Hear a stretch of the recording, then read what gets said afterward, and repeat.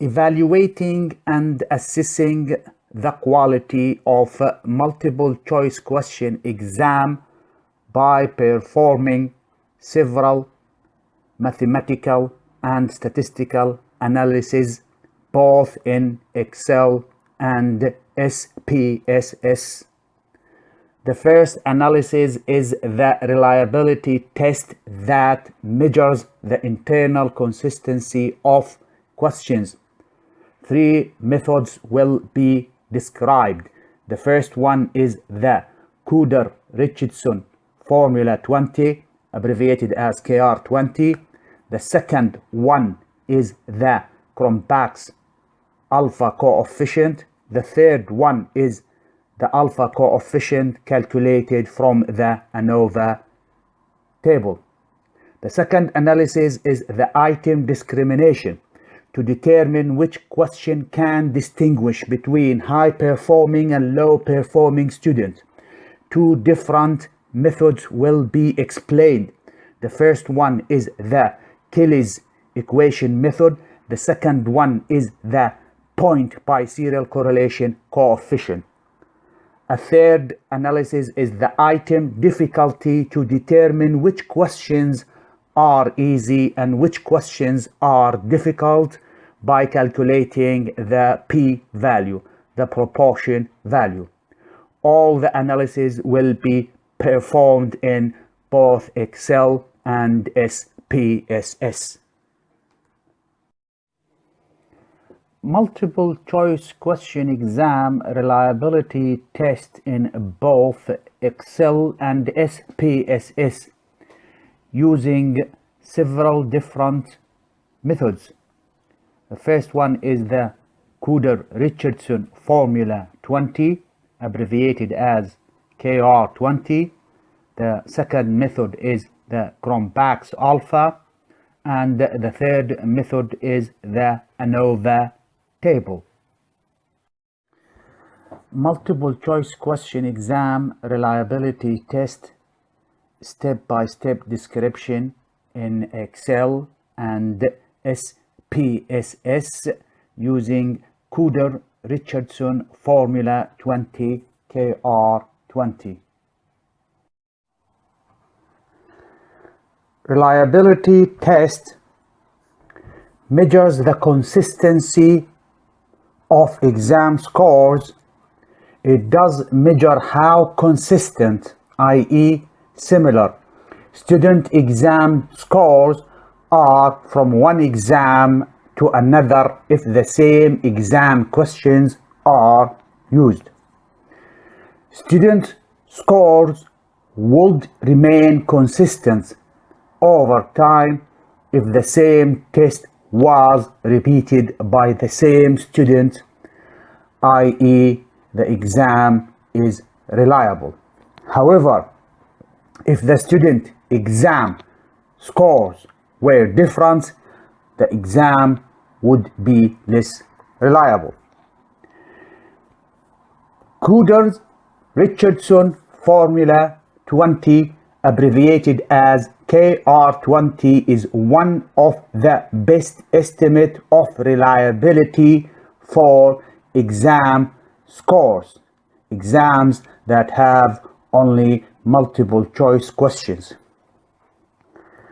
The KR20 calculates the reliability of multiple choice question exam. It does check the internal consistency of items or questions. Questions that are dichotomous, i.e. it has only two options, either right or wrong. So the data are dichotomous data or binary data. So the data are binary variable or dichotomous variable. A correct question score equal to 1 and an incorrect question score is recorded as 0. So in this case, the multiple choice question have only two possible answer, right or wrong. So 0 or 1. So this is a dichotomous data. KR20 values range from 0 to 1. A test showing KR20 value equal to 0.9 or greater have excellent reliability. On the other hand, a KR20 value of less than 0.5 is considered to have low reliability, or the exam is having less reliability. So Kuder-Richardson Formula 20 is published by Kuder-Richardson, and the KR20 is equal to K divided by K minus 1 multiplied by 1 minus the division of the summation of P multiplied by Q divided by the variance. K stands for the total number of questions. P stands for proportion of people who answered the question correctly. Q, proportion of people who did not answer the question correctly, and the variance of the total score for all people or students participating in the test. Now, there are several factors that affect the KR20 value. The first one is the difficulty of the test. The second one is the total number of questions on the test. The third one is the number of questions that did not discriminate or negatively discriminated. And finally, the spread in the student scores. In the table below, the range for KR20 value and the corresponding reliability level is described. So if the KR20 value is equal to 0.9 or greater, then the exam or the test have an excellent reliability. The reliability of an exam is good when the KR20 value is between 0.8 and 0.89. A KR20 value of 0.7 to 0.79 is considered to be acceptable reliability of an exam. A test that is questionable in reliability when the value ranges from 0.6 to 0.69. A value of 0.5 to 0.59 is considered as to be a poor reliability. And an exam or a test that have a KR20 value of less than 0.5 is considered as an unreliable or an unacceptable exam. Reliability test for multiple choice question exam is one way to measure the internal consistency of items or the score consistency. If a same group of students repeated an same exam with the same question or questions, multiple choice questions at different occasions or different time or different date, and the score for each individual student is similar in both occasions, then the score is consistent and the exam or the test is reliable.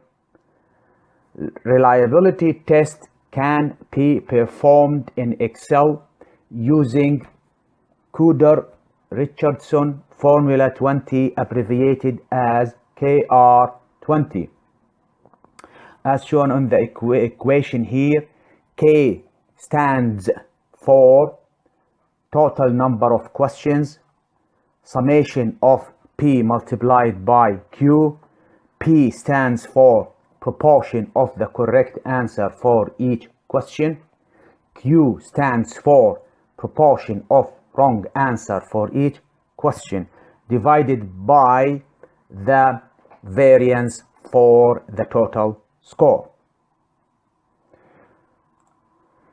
Here in this data sheet in Excel, I have a data from an exam result for 10 students participated in the exam and answered 15 multiple choice questions.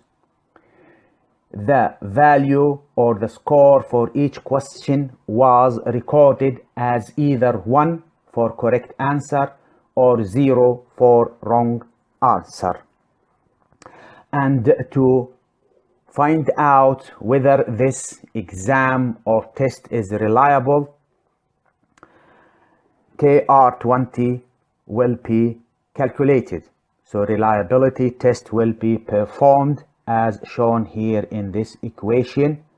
The KR20 equals to K divided by K minus 1 and then multiplied by 1 minus summation of P multiplied by Q divided by the variance for the total score. So the first step to do the reliability test is to calculate the total score.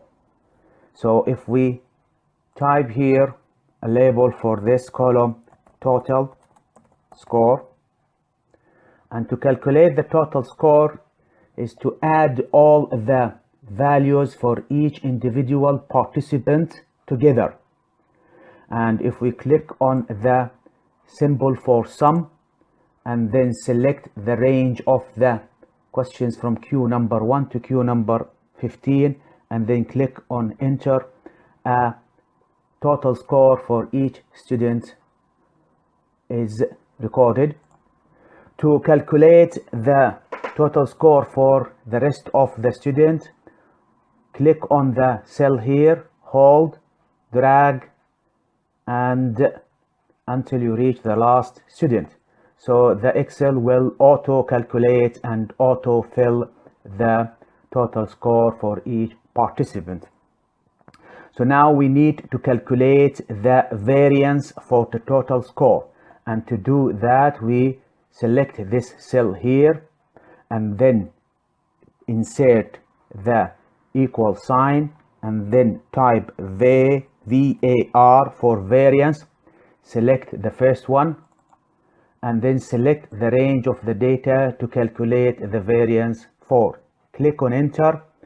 A variance of 22.36 is produced. The next step now is to calculate the P and the Q and the summation of both. So here in this cell I'm going to type P for proportion of the correct answer for the first question, and to calculate the proportion of the correct answer for question number 1 can use the mean, because it is calculating these, the correct answer, dividing them by the total number. So we can use the mean here. If we click on the symbol here and select the average here mean represent the mean, and select the range of the data, the scores for question number 10, and click on enter.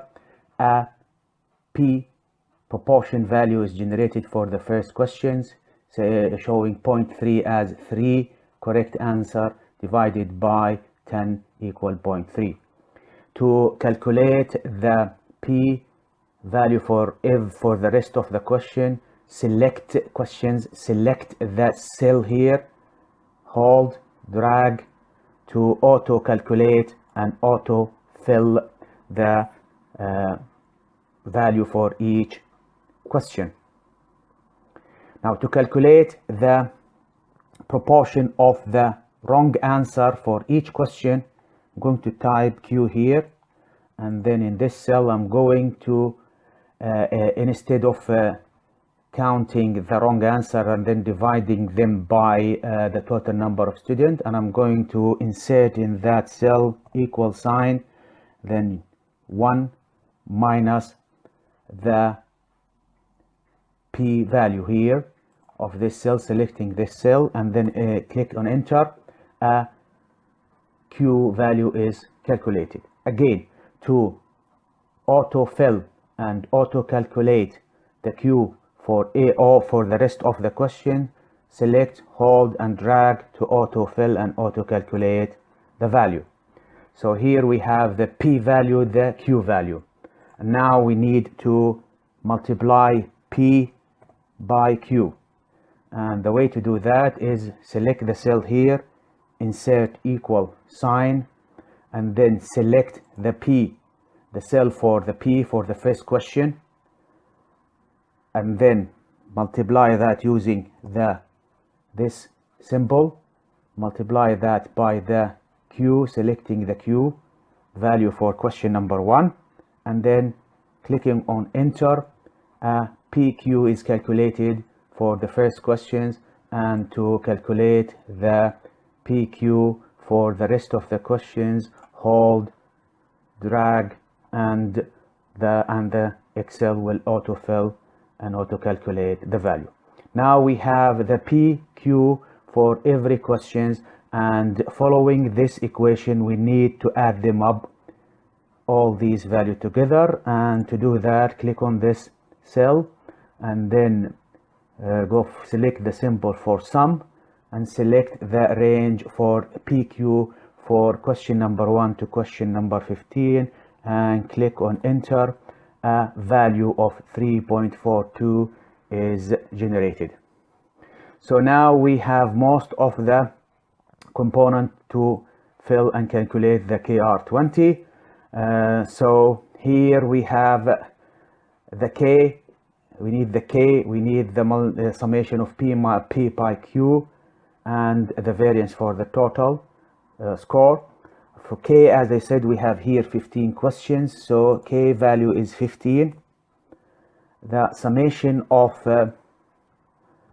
P multiplied by Q is 3.4, so I'm going to click, select, and then copy, and I'm going to paste this using the this paste. And for the variance of the total score, we have the variance here for the total score. I'm going to right click, select copy, and then place that in this cell as we saw here. Now to calculate the KR20,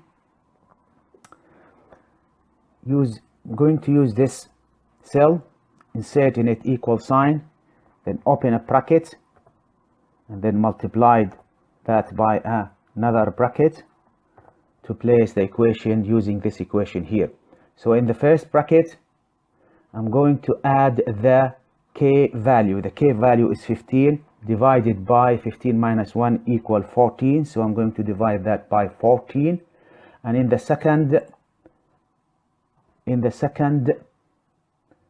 brackets, I'm going to add 1 minus the summation of P, multiplication of P by Q.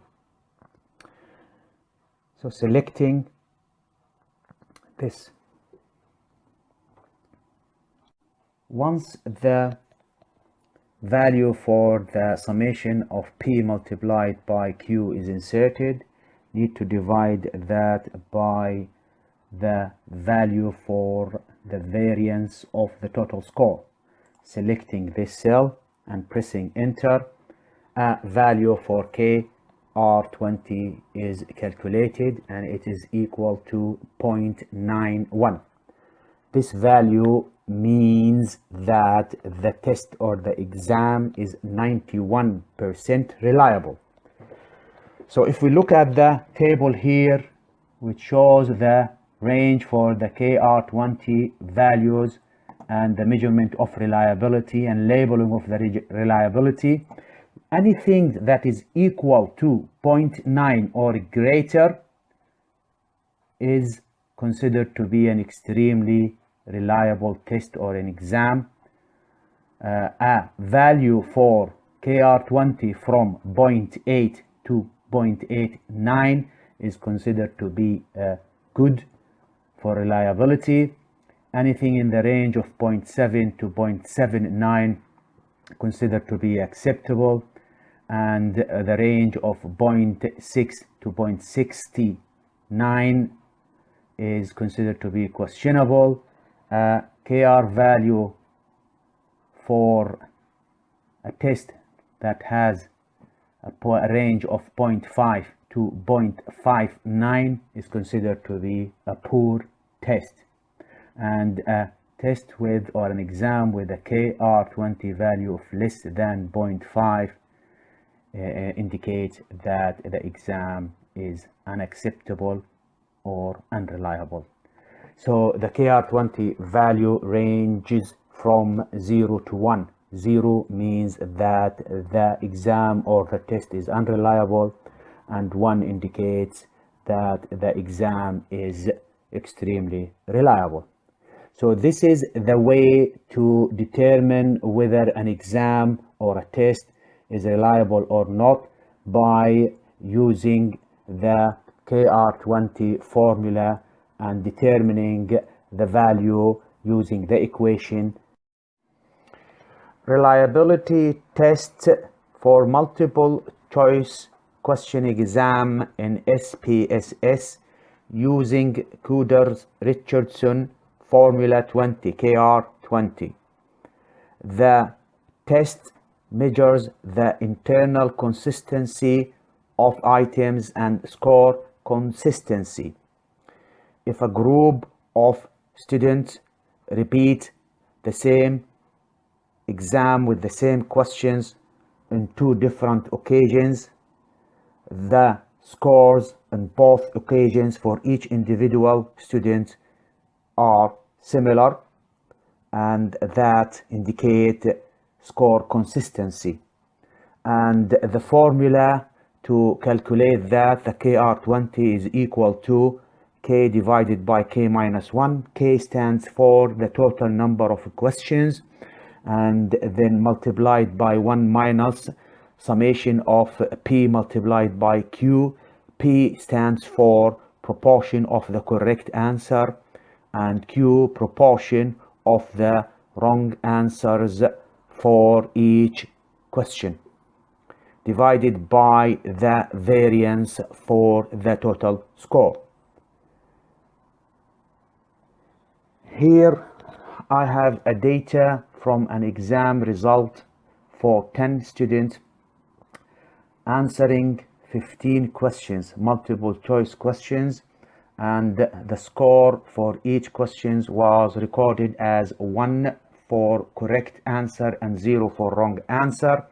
And to calculate the reliability value for this exam, we need to do a KR20, KR formula 20, and use this formula to obtain the reliability value for this test or exam. There is no straight command in SPSS or function that can calculate the KR20, and we had to calculate each component of the formula one by one. So the first step is to calculate the total score achieved by each individual participant or student. And the way to do that is to click on transform, then click on compute, and in the compute window we're going to generate a new target variable. I'm going to call it total score.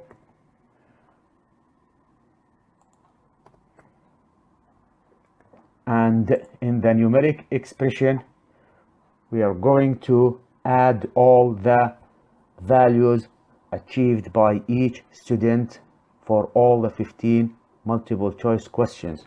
So we select question number 1 and move it to the box in the numeric expression, then add the plus sign, and then we do the same thing for question number 2, and then we add the plus sign, and so on until adding all the questions from 1 to 15.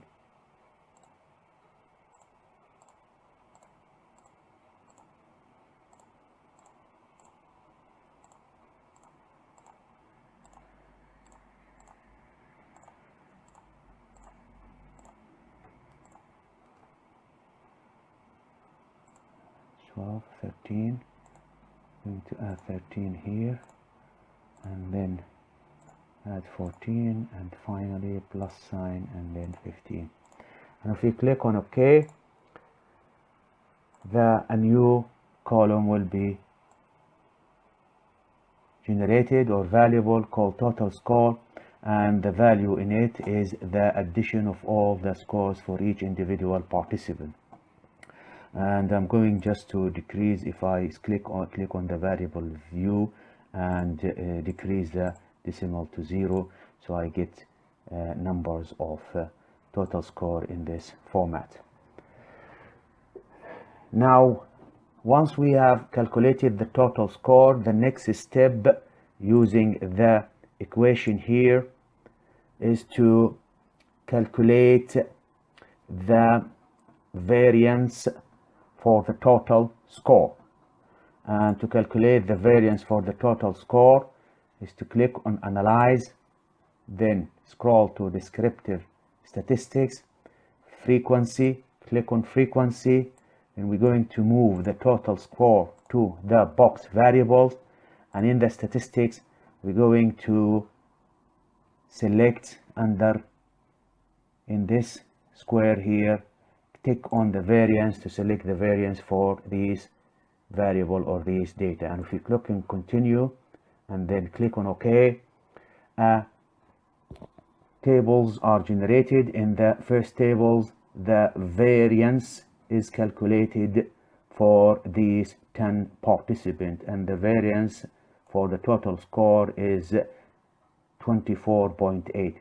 If we double click on that and then select this, right click, copy, move it to here, and we're going to paste this here, and I'm going to reduce the size.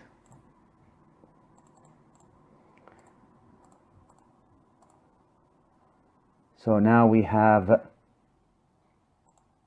calculated the variance for the total scores. The next step is to calculate P, Q, and summation of P and Q. And to do that, first we need to transpose the data. To do that, we click on Data, scroll down to Transpose, and then I'm going to select all the data and move them into the variable section, and then click on OK, and the data are transposed in a way that the questions now in a row and the student cases are in column. And I'm going just to do some editing here to make things more neater. I'm going to decrease the decimal to 0 for everyone. I'm going to select, copy, and then paste to make them all 0, and I'm going to make all the data centered.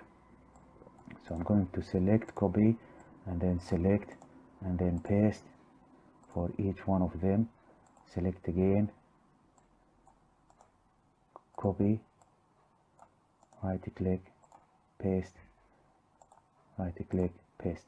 And we're going to keep the things as scale for all the data. So we're going to make the data scale.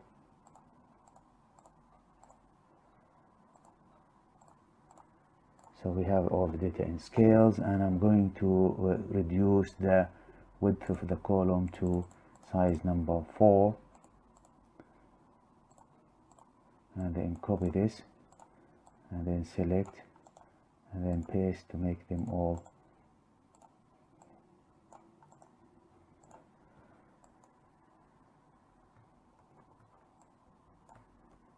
four. So if we click on data view here, it's a little bit neater.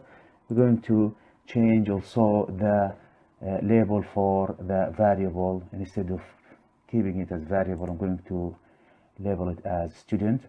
So the way to do that is to select these 10 variables and then click on Control F for find and replace. So I'm going to click on replace, and then I'm going to type var 0 and replace it with S. And I'm going to click on replace all, and then close that. Again, we can see here, if we click on the data view, that the questions are in rows and the student or cases or participants are in column. Now the next step is to calculate the P. P is the proportion of the correct answer. And the way to calculate that is to click on transform, compute variable, and in the window for compute variables, we're going to call a new variable, generate a new variable and call it P. And to calculate the P is in fact is the mean. Since we're calculating the proportion of the correct answer, it means the means, which is the sum of all correct answer divided by the total number of students. Here we have 10 students. And to calculate the mean for that, we click on all and then look for statistical, and then in the statistical function, select the mean, drag the mean and place it in the numeric expression. In the numeric expression, it has a name, a mean, and followed by a bracket, and we need to insert each individual variables here for S1 into the between the brackets one by one, and each one separated from another by comma, and we need to do that for the whole 10 cases or students. And so we need to make sure that we keep the comma between after each variable.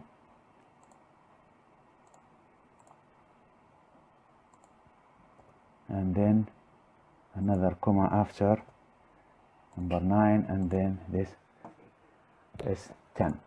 If we click on OK, a new variable is generated for the proportion of the correct answer. We're going to ignore this value here for the total. So we can see here, this is the proportion for the correct answer achieved by individual, by student for each individual question. To calculate the Q, which is the proportion of the wrong answer, click on transform, compute, and then reset this, and we're going to generate a target variable, call it Q. And for the Q, we're going just to use the formula, which is 1 minus the value that we had already calculated for P. Instead of calculating the wrong answer for each question and then divide that by the total number of the students, we are going to use this formula 1 minus P, drag the P here and click on OK. A new variable is generated, which is the Q for the proportion of the wrong answers. Now the next step is to multiply the value of P with Q to generate a PQ. And the way to do that is to click on transform, compute variables, reset, and then we're going to do multiply P by Q, call the target variable PQ. And to do the multiplication is to select the P variable, then you select the multiplication symbol, then select the Q variable. Click on OK. All the P and Q variable for each individual question here is calculated. Now, following this equation here, we have managed to calculate the variance for the total score, the multiplication of P and Q. Now we need to calculate the sum of these P and Q. And the way to do that, if we are here in SPSS. Click on Analyze, then click on Descriptive Statistics, then click on Frequencies. In the frequencies, we are going to select the P and Q and drag it into the variable. And we click on Statistics, and we're going to select the sum. So we're only interested in doing a sum, finding out the sum for the P multiplied by Q. The sum here is 3.42. If we double click on this table and then highlight and select and copy, and we're going to transfer this and place that here in this area, so for the value of 3.42. Now we had calculated all the necessary component of the KR20 equation or formula. The next step is to use a calculator to find out the KR20. And if we click on calculator,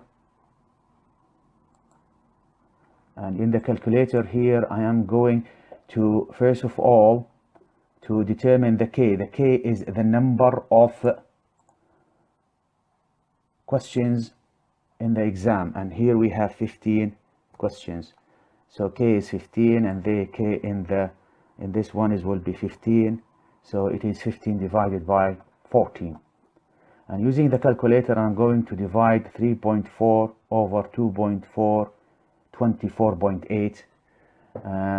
To find the product for that is to type here in this calculator 3.42 divided by 24.84 equal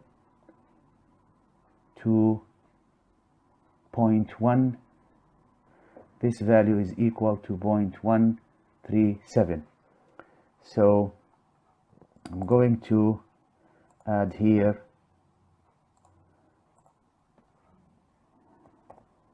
1 minus 0.137.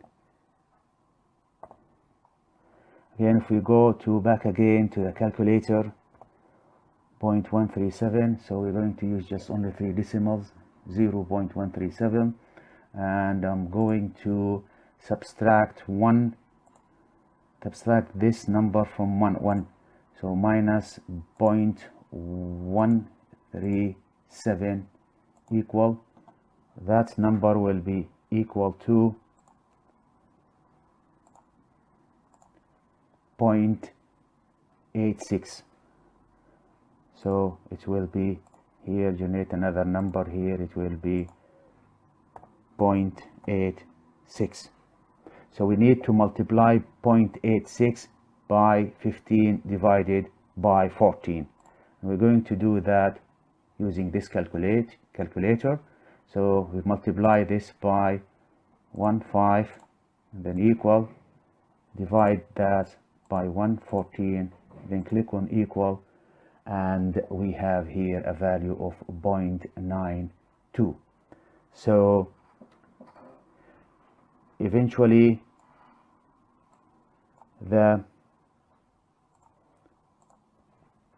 KR20 for this exam, KR20 is equal to 0.92.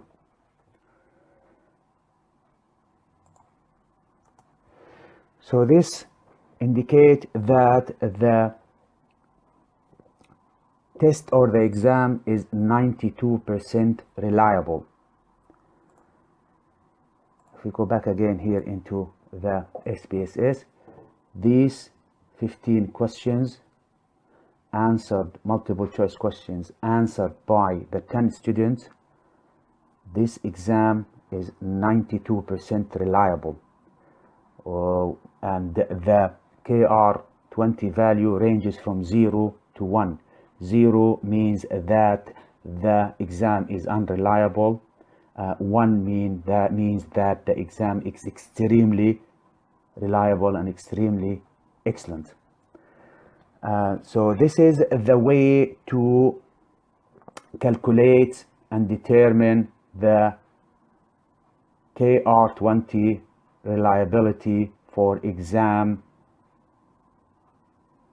and test that only contains multiple choice questions.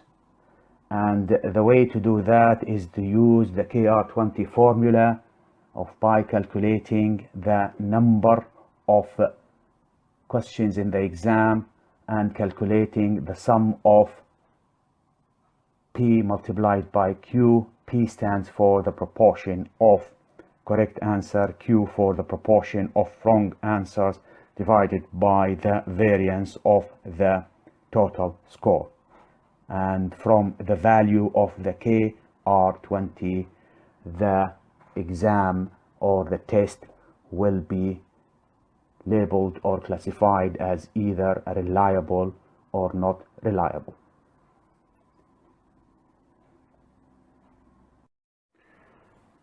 Multiple choice question exam reliability test in both Excel and SPSS using Cronbach's alpha coefficient. Cronbach's alpha, or equivalently called alpha coefficient, was developed by Lee Cronbach in 1951. It refers to how closely related a set of items of an exam. It does assess the reliability of exam items. It measures internal consistency of items in a test that are dichotomous, i.e. correct or incorrect, such as multiple choice questions.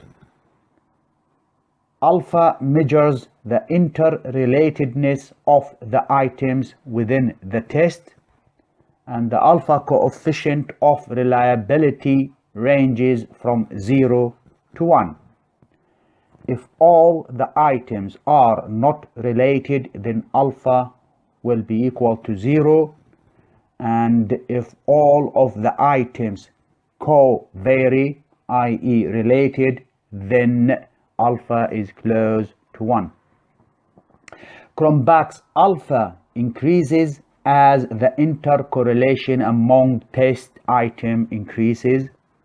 A test with Cronbach's alpha score of 0.9 or greater have an excellent reliability, and a test with an alpha value less than 0.5 will have low reliability. Cronbach's alpha formula was established based on the KR20 formula, and it can be used to analyze scaled responses such as Likert scaled items or questions. It can be used for continuous variables, and it can be used to analyze the reliability of binary variables such as multiple choice questions. Cronbach's alpha formula or equation is equal alpha is equal to k divided by k minus 1 multiplied by 1 minus the summation of the variances for each individual items divided by the variance for the total score. So k represent the total number of items, the variance I represent the variance associated with each item, and the variance T represent the variance associated with the total scores. In the following table, the Cronbach's alpha range is represented by reliability level. A test that is reliable and have an excellent reliability will have a Cronbach's alpha range between 0.9 and above. A Cronbach's alpha range of 0.8 to 0.89 will have a good reliability. A test with an alpha range of 0.7 to 0.79 will have an acceptable reliability, and a questionable reliability of a test will have a range of alpha between 0.6 and 0.669, and an alpha range between 0.5 and 0.59 will have a poor reliability. An exam or a test that has a Cronbach's alpha less than 0.5 will be or will have an acceptable reliability and will be unreliable test or exam. Reliability test for multiple choice question exam in Excel using Cronbach's alpha. Reliability test measures the internal consistency of items, i.e. the score's consistency.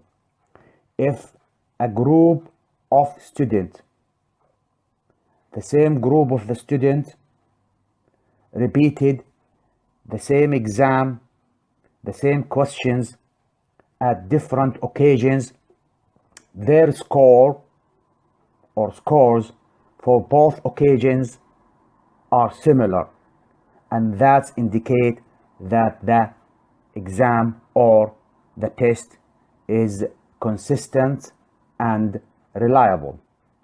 And the way to calculate the reliability of an exam as a whole or a test is to use the Cronbach alpha. This is one of the method for reliability test, and the equations for that is as given here. Alpha equals to k divided by k minus 1, as k represent the total number of questions.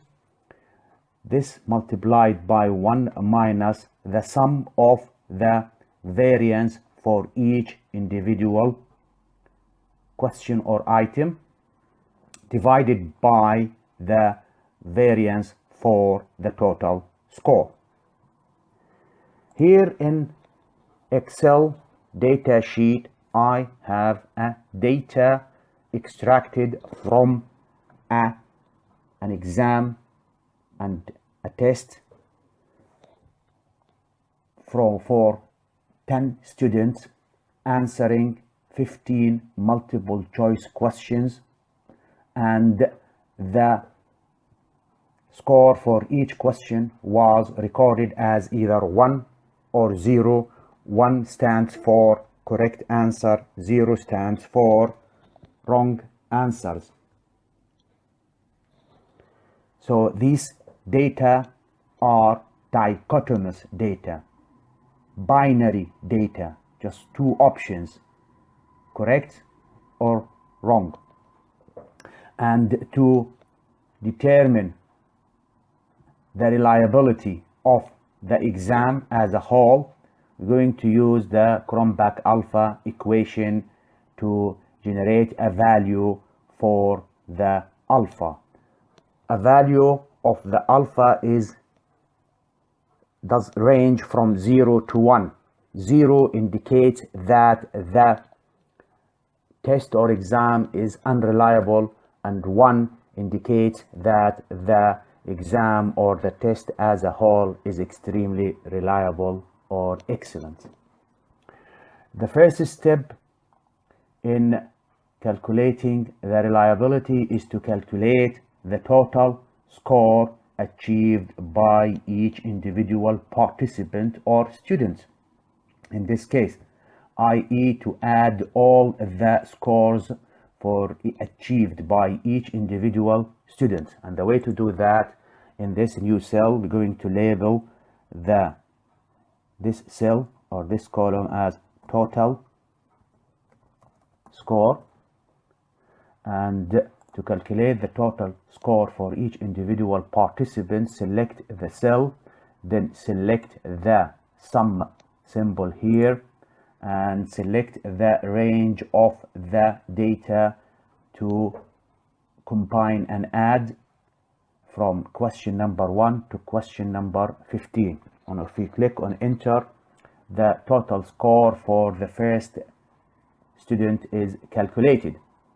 To calculate the rest of the scores for the rest of the student, we're going to select the value here, hold, drag to the last student, and the Excel will auto fill and auto calculate the value for the total score for each individual participant. Now we have calculated the total score achieved by each individual participant. The next step is to calculate the variance for the total score, i.e. the variance for these scores. So if we select this cell and then insert the equal sign and then type VAR for variance and select the first options here, and then select the range of the data to determine the variance for, and then click enter, a value of 22.36 or 36 is generated. So this is the variance for the total score. The next step is to calculate the variance for each individual questions. So each one of these questions, Q number 1 to Q number 15, we're going to calculate the variance for those variables. And again, it is the same concept. If I'm going to type here variance and then select this cell, in this cell I'm going to insert the equal sign and then type VAR, select the first option here, and then select the range of the data. Select the range of the data for question number 1 to determine the variance for it, and click on enter. A value for the variance for the first question is calculated. To calculate the variance for the rest of the questions, just click on the value here, hold, drag to auto calculate and auto fill the value for the variance for each specific questions. Now we have calculated the variance for each questions. The next step is to add them all together. So what I'm going to do here in this cell, I'm going to select this cell, then select the sum as I'm going to add them, and then select the variance for the 15 questions. And if I click on enter, a value of 3.42 is generated. This is the value for the sum of the variance for the questions. Now we have most of the component of this formula ready. For the K represent the number of questions. So here we have 15 questions. And for the variance for the total score, we have calculated that to be 22.336. Just click, right click, copy, and then we're going to paste this value using this option here. So we have now all the component for the formula ready. The next step is to calculate the alpha value. And the way to do that is to insert the equal sign and then open one bracket, multiplied by the second bracket, and in the first bracket I'm going to add the k. The k is 15 divided by 15 minus 1 is 14, so I'm going to divide that by 14, and then in the second bracket here I'm going to add 1 minus the first value of the sum of the variance for the items, selecting this value here, and then dividing that by the value for the variance for the total score, and clicking the enter key, a value of alpha equal to 0.908. So this value means that the exam or the test is 91% reliable, and that is a good result and good value. So here if we look at the table, we can see that Cronbach alpha value has different ranges, and each ranges will be represented by reliability. If the alpha value is equal to 0.9 or greater, then the reliability is excellent. If the alpha value is between 0.8 and 0.89, it's a good reliability. A value of 0.7 to 0.79 is acceptable reliability. A value of 0.6 to 0.69 is questionable reliability, and an exam or a test that has a alpha value of 0.5 to 0.59 is considered to be a poor reliable exam. A value of less than 0.5 indicate that the test is unacceptable and unreliable. So this is the way to do the reliability test based on the Cronbach's alpha, using the formula given here by calculating the variance for each questions, adding them together, divided by the variance for the total score. Reliability tests for multiple choice question exam in SPSS using the Cronbach's alpha formula. Reliability test measures the internal consistency of items and the scores consistency.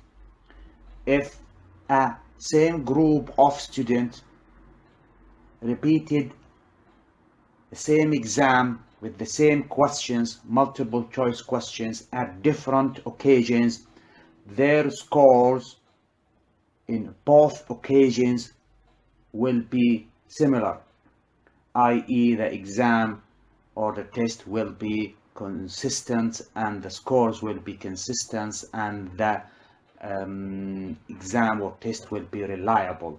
So there is a consistency of scores between those two occasions. So reliability test based on Cronbach's alpha assess the exam and the test based on the equation below to determine the reliability of the test. These equations equal to K divided by K minus 1. K stands for the total number of questions, then multiplied by a bracket 1 equal within the bracket 1 minus the sum of the variance for each individual questions divided by the variance for the total score. Here in SPSS, I have a data extracted from an exam result for 10 students answering 15 multiple choice questions, and the score for each question is recorded as either 1 or 0. 1 stands for correct answer, 0 means wrong answer. So these data here are dichotomous data. That's mean a binary data, only two options, correct or wrong.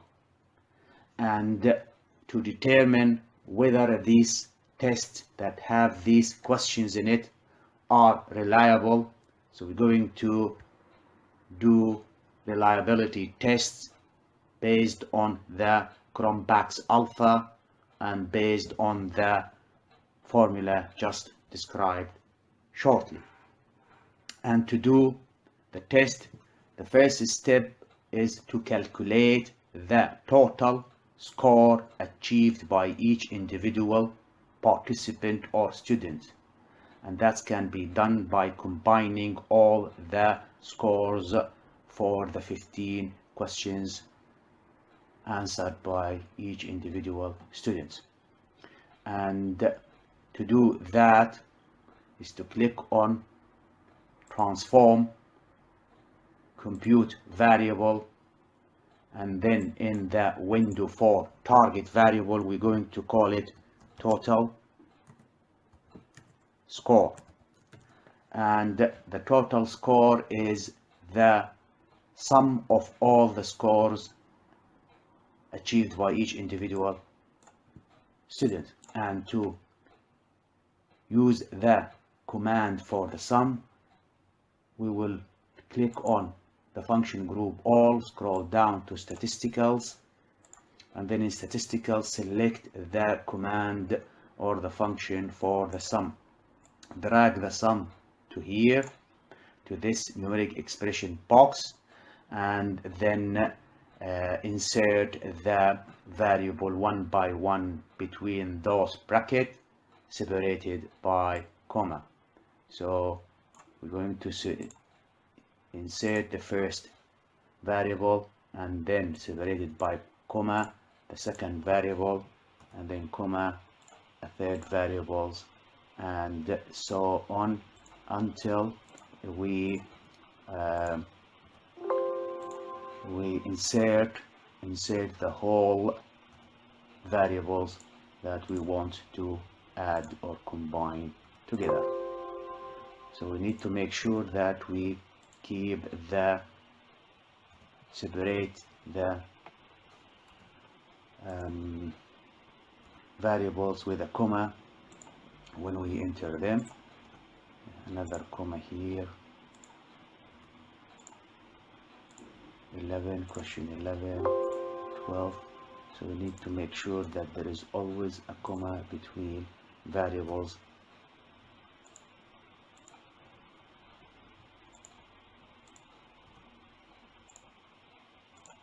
Right, so if we click on OK, a new variable is generated in a column for a new variable is generated in SPSS, and I'm going just to do some editing on this variable by clicking on the variable view, and then I'm going to decrease the decimal point to 0, and I'm going to convert that measures into scale, and I'm going to center that, make it into the center, and I'm going to reduce the column into 4, so to make it neat and tidy. So now we have calculated the total score for each individual student participated in the exam, and following the alpha equation here, Cronbach alpha, we need to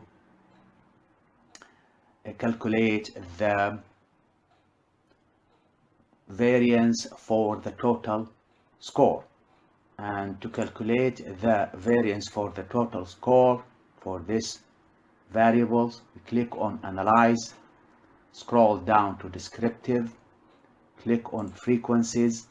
In the frequencies, we are going to determine the variance for the total score. So we drag the total score to the variable box, click on statistics. In the statistics box, we're going to select the variance. Click on continue, as we're only interested in the value for the variance. An output from SPSS generate two tables. One of the tables says that we have 10 participants and the variance for the total score is equal to 24.84.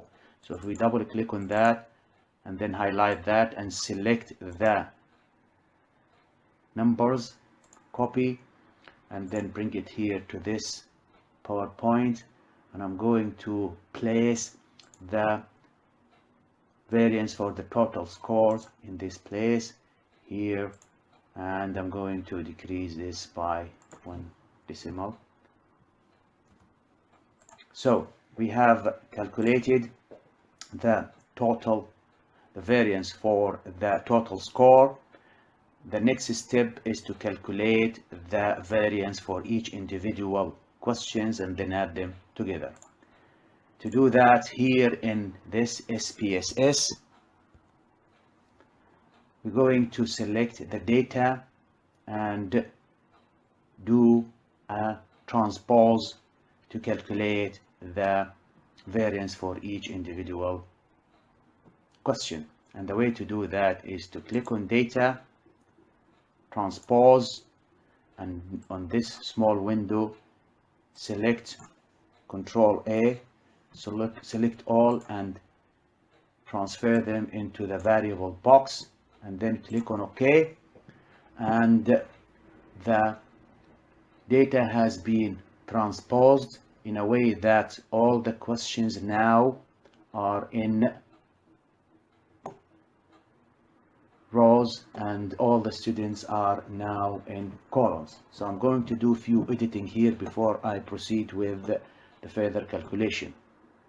So what I will do, I'll click on the variable view and I'm going to decrease the decimal into 0. So I'm going to make all the values for 0 decimals, and I'm going to change the measures for each variable to scale. Every one of them, make it scale.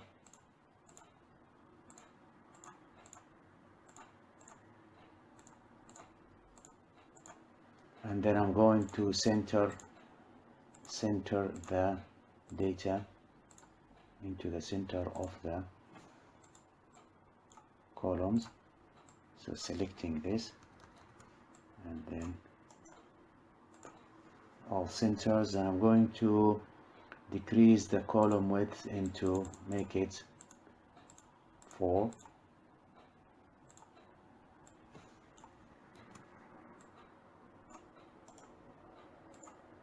And another modification I'm going to do is also rename the columns for the students. So to do that is to click on Control F and use the replace function, and I'm going to type VAR0 and replace that with S for students, and I'm going to do that for all the variable. And to do that, I first have to select all the variables, click on replace all, so all the variables has been renamed. Click on close, back again to data view. Now the data looks more neat and tidy. So now we have already calculated the variance for the total scores. Now we need to calculate the variance for each individual questions here, from question number 1 to question number 15. And the way to do that is to click on transform, compute data, and then we're going to call that the variance for the questions. So variance for each questions, And to do variance for each questions, we're going to select the command variance from the function group. If we click on all and then scroll down to statistical, and then in statistical, in the box below, select the variance, drag the variance into the numeric expression, and again we are going to calculate the variance for each individual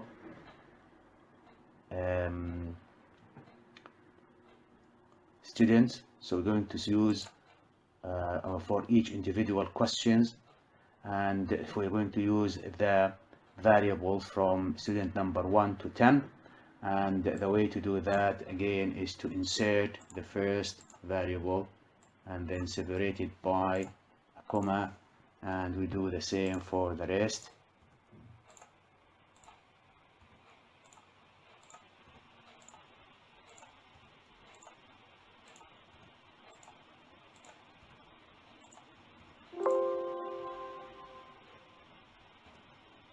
Until we reach the S10.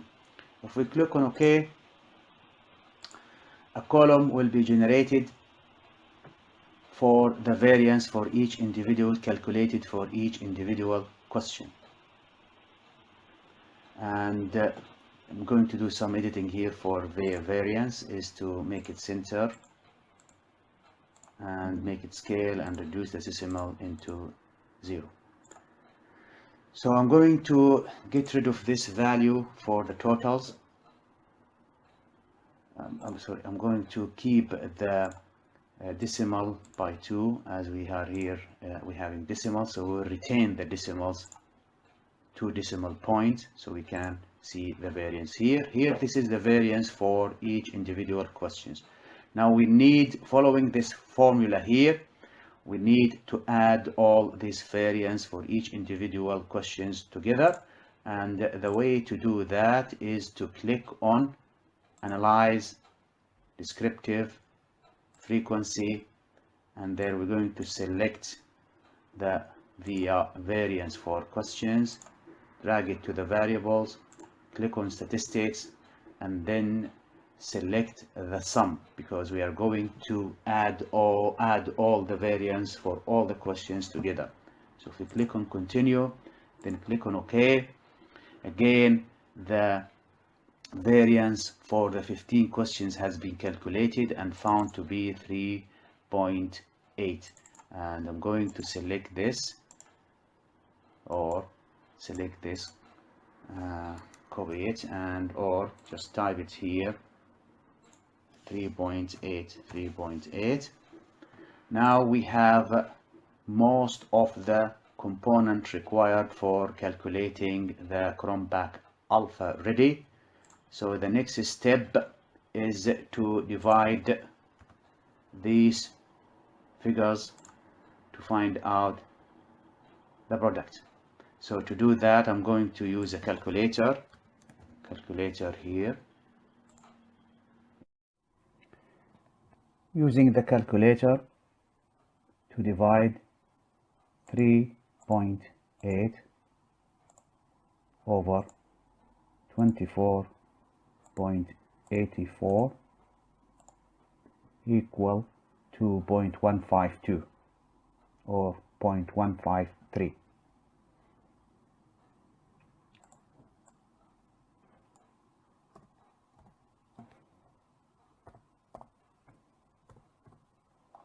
Then subtract this figure from 1. 1 minus 0.153 equal 0.847. 0.847. Then multiply this figure with k, which is the total number of questions, divided by k minus 1, which is 14, and the total number of the questions are 15 here.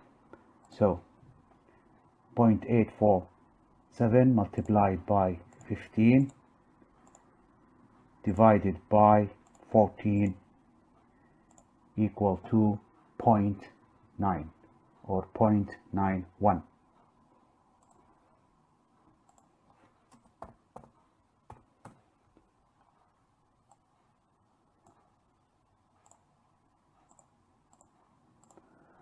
So this figure or alpha value of 0.91 means that the test or the exam is 91% reliable or 0.91 reliable. The value for the alpha or the Cronbach's alpha range from 0 to 1. 0 means that the test or the exam is not reliable, and 1, it means that the exam is extremely reliable. So in this case, 91%, the exam is reliable.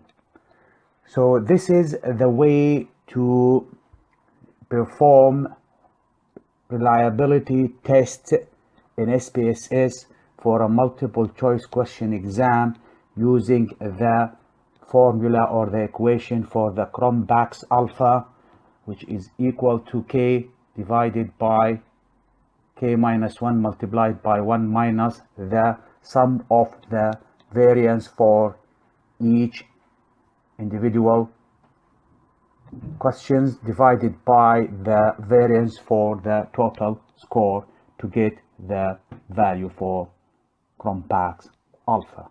So Cronbach's alpha is one of the method to evaluate the exam, the multiple choice exam questions quality. Exam reliability tests in Excel and SPSS using Cronbach's alpha coefficient and ANOVA table. Calculating Cronbach's alpha in SPSS and Excel to determine the reliability of multiple choice question exam paper using ANOVA table. Cronbach's alpha in Excel measures the internal consistency of items and score consistency. The alpha is calculated to determine the reliability of multiple choice question exam paper using ANOVA table. Here in this data sheet in Excel, this data is a dichotomous data taken from an exam result for 10 students answering 15 multiple choice questions, and the score for each question is reported as 0 or 1. 0 means wrong answer, 1 means correct answer. So these data are dichotomous, binary, as there is only two options, correct or wrong answer. And to determine whether the exam paper is reliable, we can calculate the Cronbach's alpha.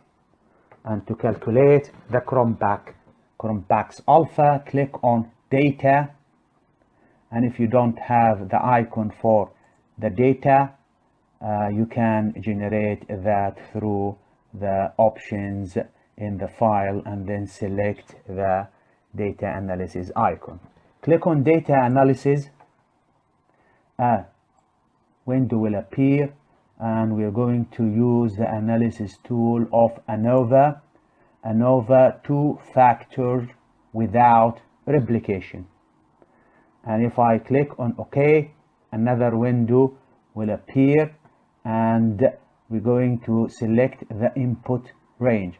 And to select the input range, I'm going to highlight the range of the data I want to calculate the ANOVA for it. So we're going to leave the alpha as 0.05, and then I'm going to generate the output in a cell as highlighted here, selecting this. And then if I click on OK, two tables are generated in Excel. The first table shows the count, the sum, the average, and the variance for row 1 and row 2. And if I click on OK, the second table generated in Excel. The first table shows the count, the sum, the average, and the variance for row 1 and row 2. And if I click on OK, the second table generated in Excel. The first table shows the count, the sum, the average, and the variance for row 1 to 10 and column 1 to column number 15. We are interested in the second table, which is the ANOVA table, and the two important figures we are interested in is this figure, the means square for the rows and the means and the errors. And if I'm going just to highlight these in red, to calculate the Cronbach's alpha, use the following way.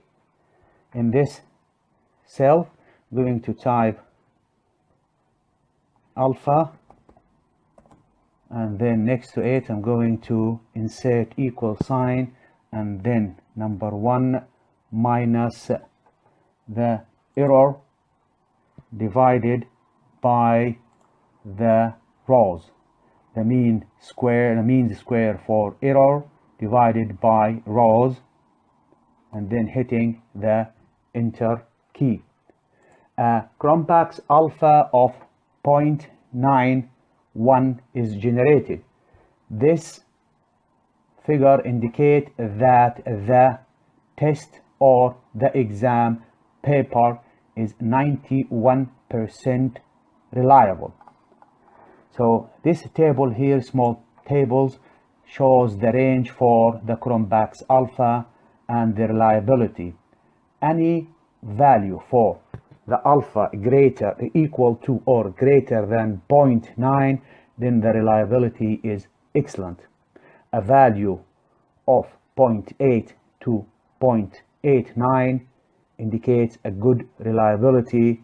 A value of 0.7 to 0.79 is acceptable reliability, and Cronbach's alpha value of 0.6 to 0.69 indicates questionable reliability, and the value of 0.5 to 0.59 is considered to be a poor reliability, and anything with a value of less than 0.5 for alpha is considered to be an unacceptable exam or test, i.e. unreliable. So this is the way, one of the way to calculate the Cronbach's alpha and determine the reliability of an exam paper, sorting it out either as extremely reliable and excellent reliability or an unacceptable unreliable exam. Cronbach's alpha in SPSS is one of the statistical methods that can be used to measure the internal consistency of items or score consistency. Cronbach's alpha value can be calculated to determine the reliability of multiple choice question exam paper. The value for the Cronbach's alpha range from 0 to 1.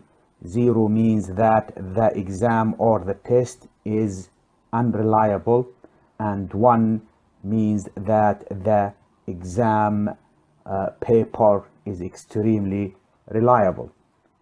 Here in SPSS data view, I have data taken from exam result for 10 students answering 15 multiple choice question, and the score for each question is recorded as either 0 or 1. 0 means wrong answer, 1 means correct answer.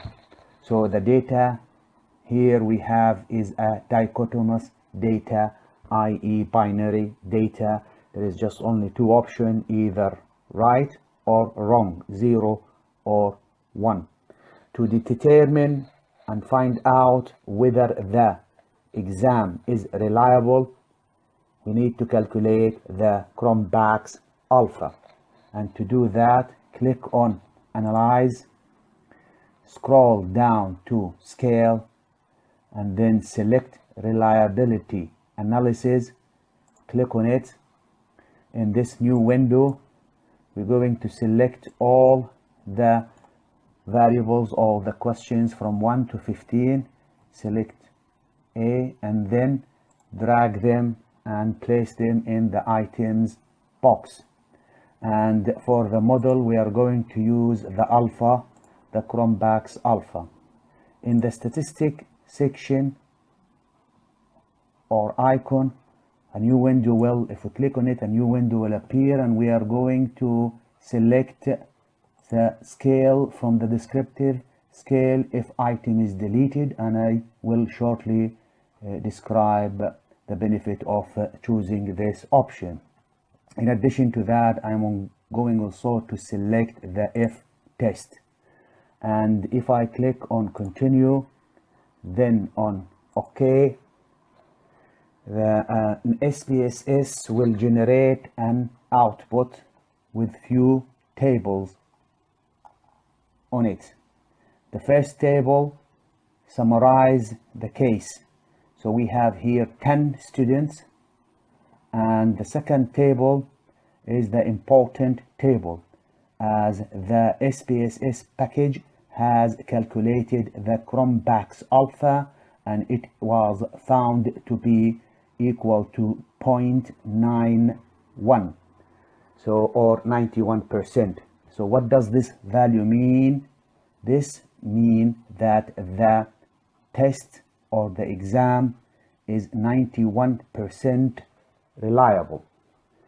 So any value for the Cronbach's alpha equal to 0.9 or greater is considered to be an extremely reliable exam, and anything close to 0 it means unreliable.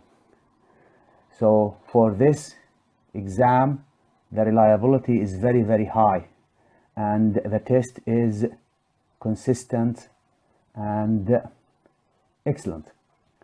In the third table here is very interesting table. It shows each question number 1 to question number 15, and in the third column here it shows corrected item for total correlation, and then the next to it Cronbach's alpha if item is deleted. So what does that mean? If question number 1 is deleted, the Cronbach's alpha will increase from 0.90 or 0.91 to 0.92. So this table shows that deleting question number 1 will increase the reliability value or the Cronbach's alpha. To test this, we're going to repeat the same analysis, but in this case we are going to deselect question number 1. So if we deselect question number 1 and repeat the same analysis and click OK, again we can see here we have exactly the same student number, but the questions or the number of the items has decreased from 15.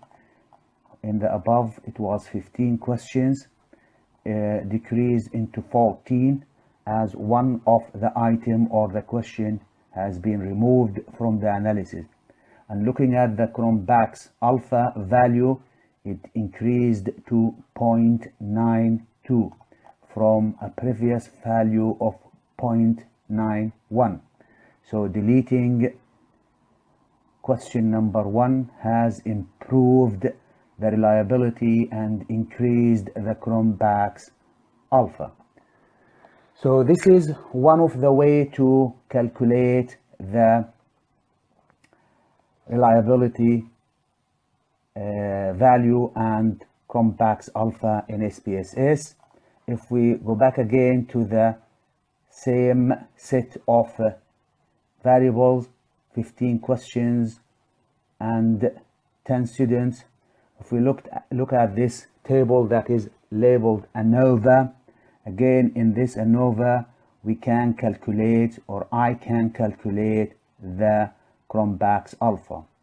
The important values to look at is the mean square. the mean square between individuals and the residual. The residual is the error. So to calculate Cronbach's alpha from this table, you're going to use a calculator. So in this calculator, I'm going to use this equation: 1 minus, move this to the right here, 1 minus the value of the error residual 0.153, and then divide that by 1.65. So we're going to use the mean square for people and the mean square for error, dividing the residual by the between for the mean square of both. And if we click on equal, a value is generated which is 0.905 or 0.907, which is similar to the one calculated by SPSS in this table here. So we have here now two approaches to calculate the Cronbach alpha, that automatically generated by the SPSS or indirectly through using the ANOVA table here to work out the Cronbach's alpha. So this is the way to determine and calculate the Cronbach's alpha in SPSS and to evaluate an exam paper that contains only multiple choice questions, and to determine whether this exam is reliable or not based on the value obtained from the statistical analysis. Analysis of multiple choice questions exam quality using item discrimination based on two methods: Kelly's equation method and point biserial correlation coefficient. Both methods will be explained and described in this video. Data taken from exam result will be used to calculate the item discrimination in both SPSS and Excel software. Analysis of multiple choice questions style exam quality by calculating the item discrimination in SPSS and Excel on data extracted from student test results using Kelly's method. Item discrimination, abbreviated ID, is a method proposed by Kelly in 1939. It is a measure of whether an item, which is a question in this case, distinguishes between students who learned the subject content well and students who did not. The measure is based on the comparison of performance between excellent and poor students in the exam as a whole. The item discrimination is calculated by arranging the student's total score from the test in a descending order. Group the students based on their scores into upper group and lower group. The upper group contains the top 27% of overall scores, and the Lower group includes the lowest 27% of overall scores. Count the number of the correct items in the upper group and then count the number of the correct items in the lower group. Then subtract the correct questions in the bottom group from the correct questions in the top group. Then use the Kelly's formula to calculate the item discrimination as given here. The ID equal to upper group minus lower group divided by 27% of total students, i.e. calculating the upper group proportion and the lower group proportion and subtracting them to get the ID. An ID percentage also can be calculated by multiplying the ID product with 100. Now, the item discrimination values range from -1 to +1 based on the equation of Kelly's. The outcome of the calculation have a range of -1 to +1. Positive value of +1 indicates that the item is discriminating between high performer and low performers. And +1 indicates a perfectly discriminating item. Zero value means that the item is not discriminating between high performers and low performers.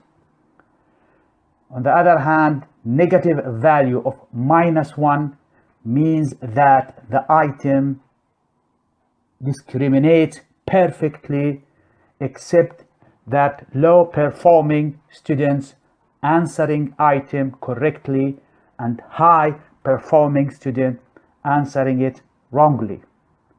As shown here in the table, the range for the ID value is listed, and the item are classified as either bad item when the ID value is from 0 to 0.24, that is based on Kelly's formula.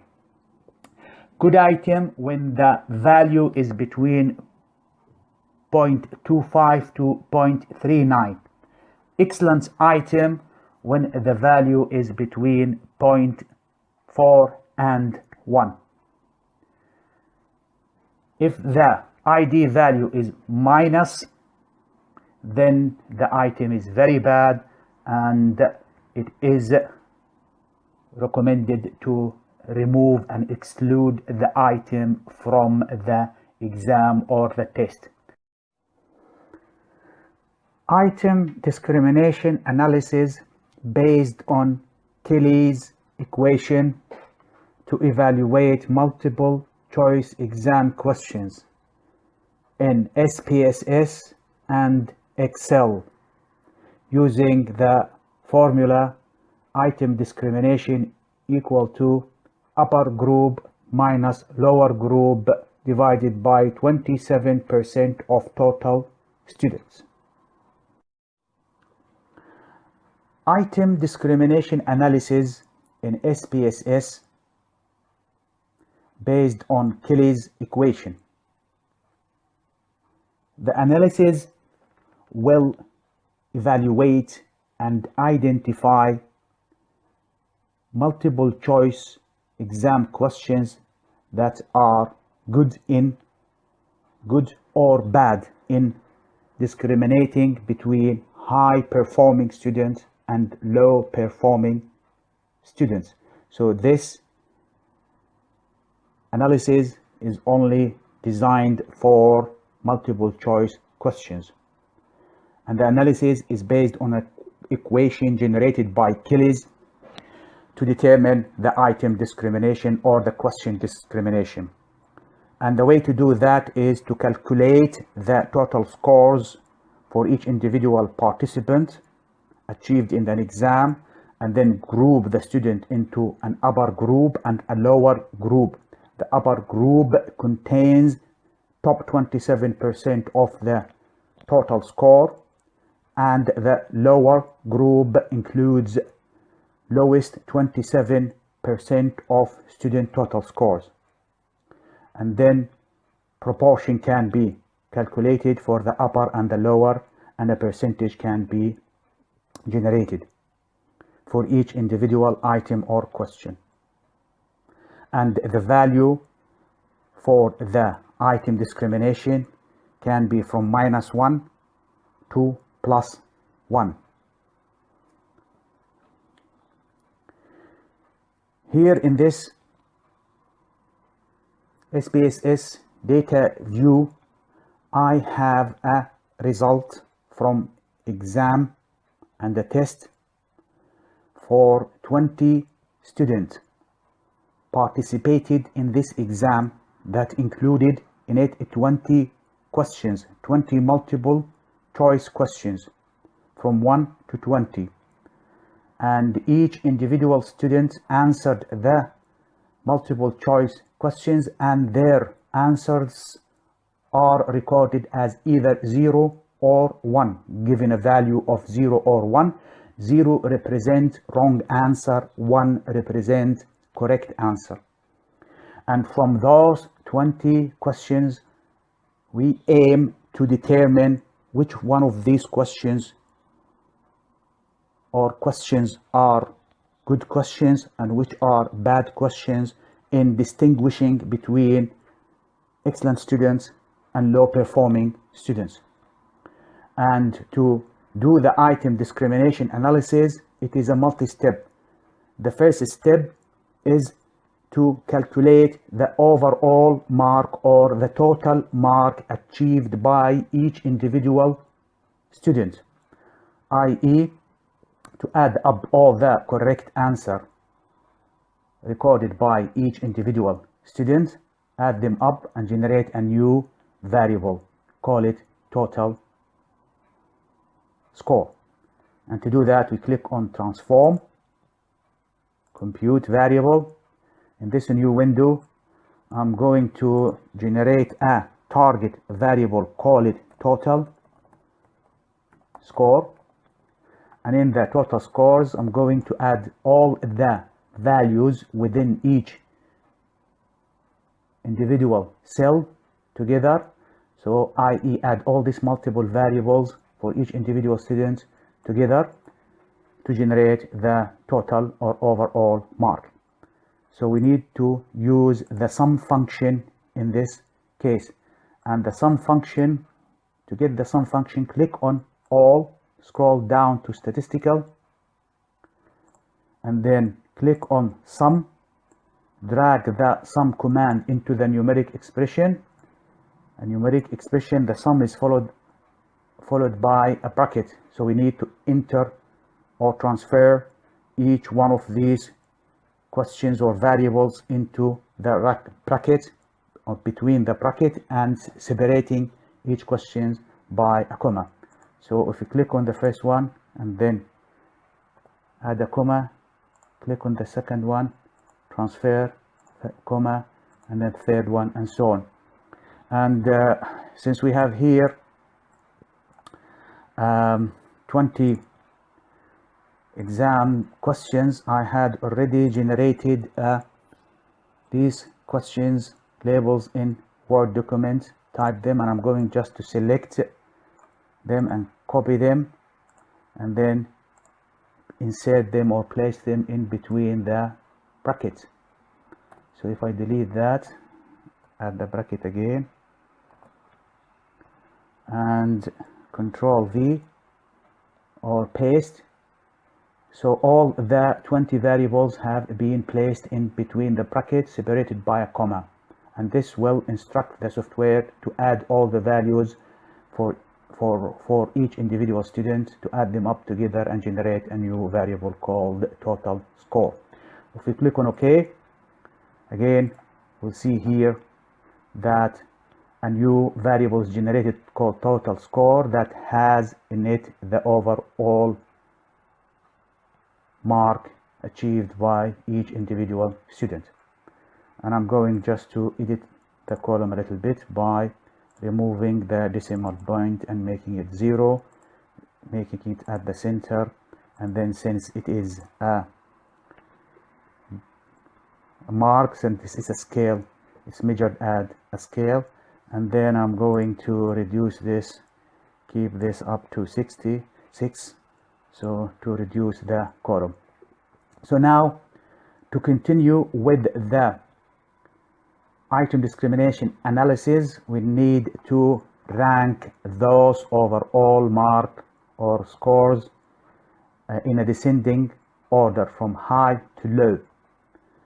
So we're going to click on data, sort cases, and we are going to sort the cases by the total score and in a descending order from high to low.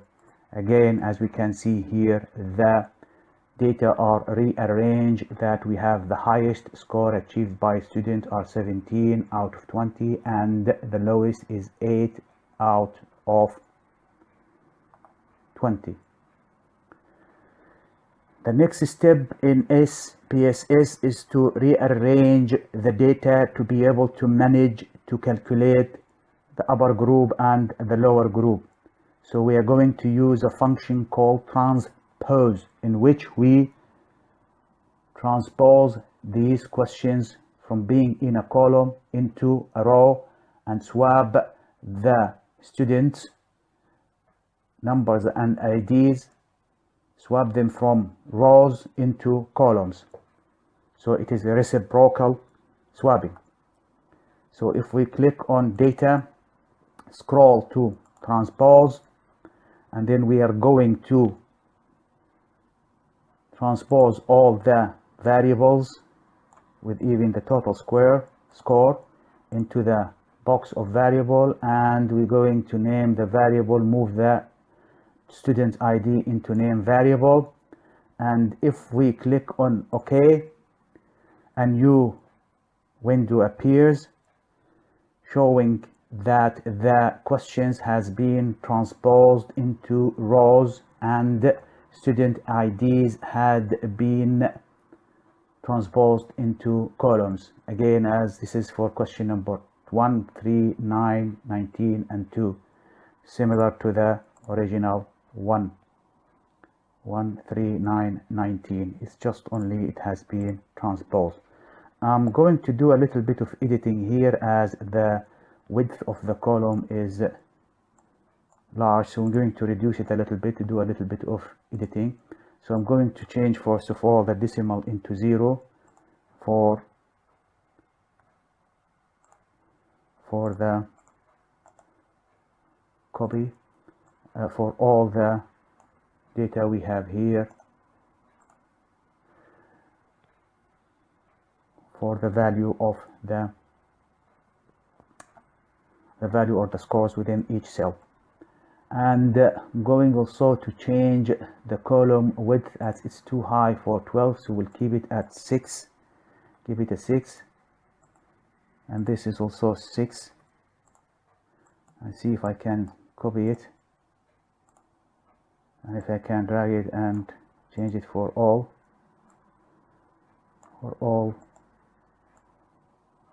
if I click Control V, again it has changed the column to 6, number 6, and again align them into the center, so keeping the data within the center of the cells. And for measurement, we're going to change that into scale,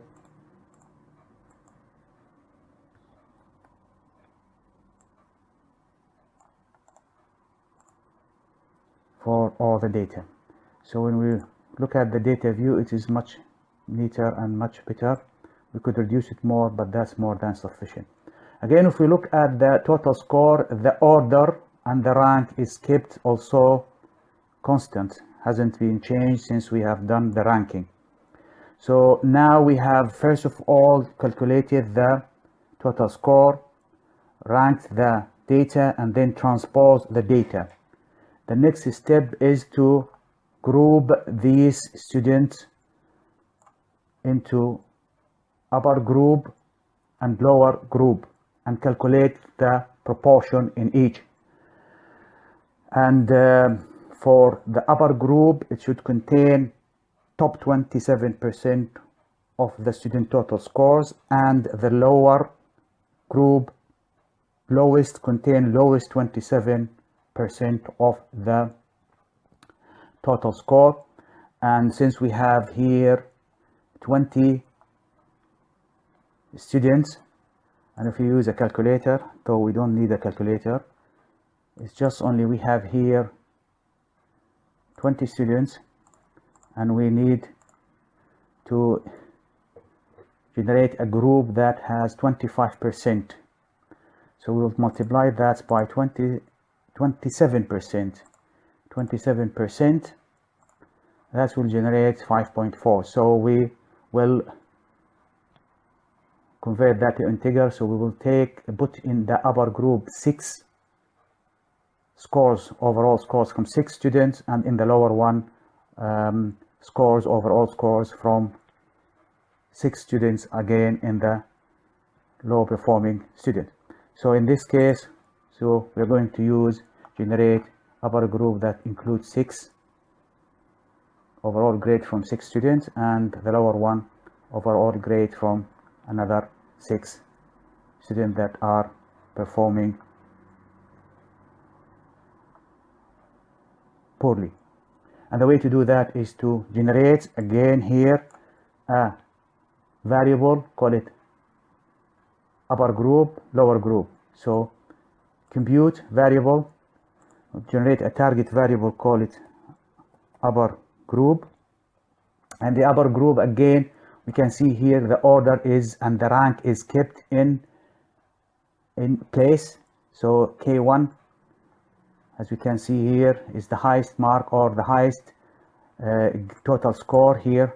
The first 6 has the highest total score, so we're going to select 6 from K1, 1, 2, 3, 4, 5, 6 up to K4 here. So what we will do here is to click on brackets here, move the first value from the variable K1,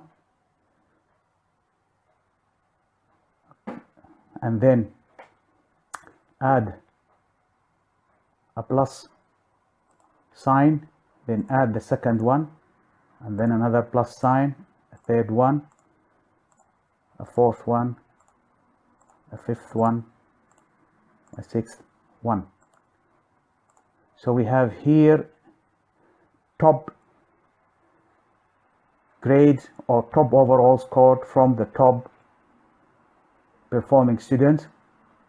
So this is the upper group, and we're going, since we have selected 6 students, divide that by 6, and if we click on OK, a variable generated here for the upper group for all the 20 students and the 20 questions. Now, to generate the lower group, we're going to do the same thing, but we're going to select the lowest 6 scores. So here are the lowest 6 from 1, 2, 3, 4, 5, 6. So starting with 7, moving 7, adding plus sign, and then this variable, plus sign, this variable, and then the next one. We haven't moved the 11th, and then we move the other one, and then the next one, and finally the last one. So we have here 1, 2, 3, 4, 5, 6 variables moved into between the bracket, and we need to add them up and then divide them by 6 to calculate, to generate the lower group. So here we are calculating the lower group, and if you click on OK, and again another variable is generated called lower group. The next step in generating and calculating the item discriminating IT is to subtract the value from the lower group from the upper group. And again, to do that, we click on compute variable, and I'm going to reset that and call it ID. And instead of retyping the whole thing, you just click on upper group, put the minus sign in between, and then lower group, and then click on OK, and ID or this item discrimination is generated here. We're going to ignore the value for the total score from our calculation, but what is genuine here is that this is the ID score, and the ID value should be between -1 to +1. So we could see 0 value here, and as we can see here, a 0 value, and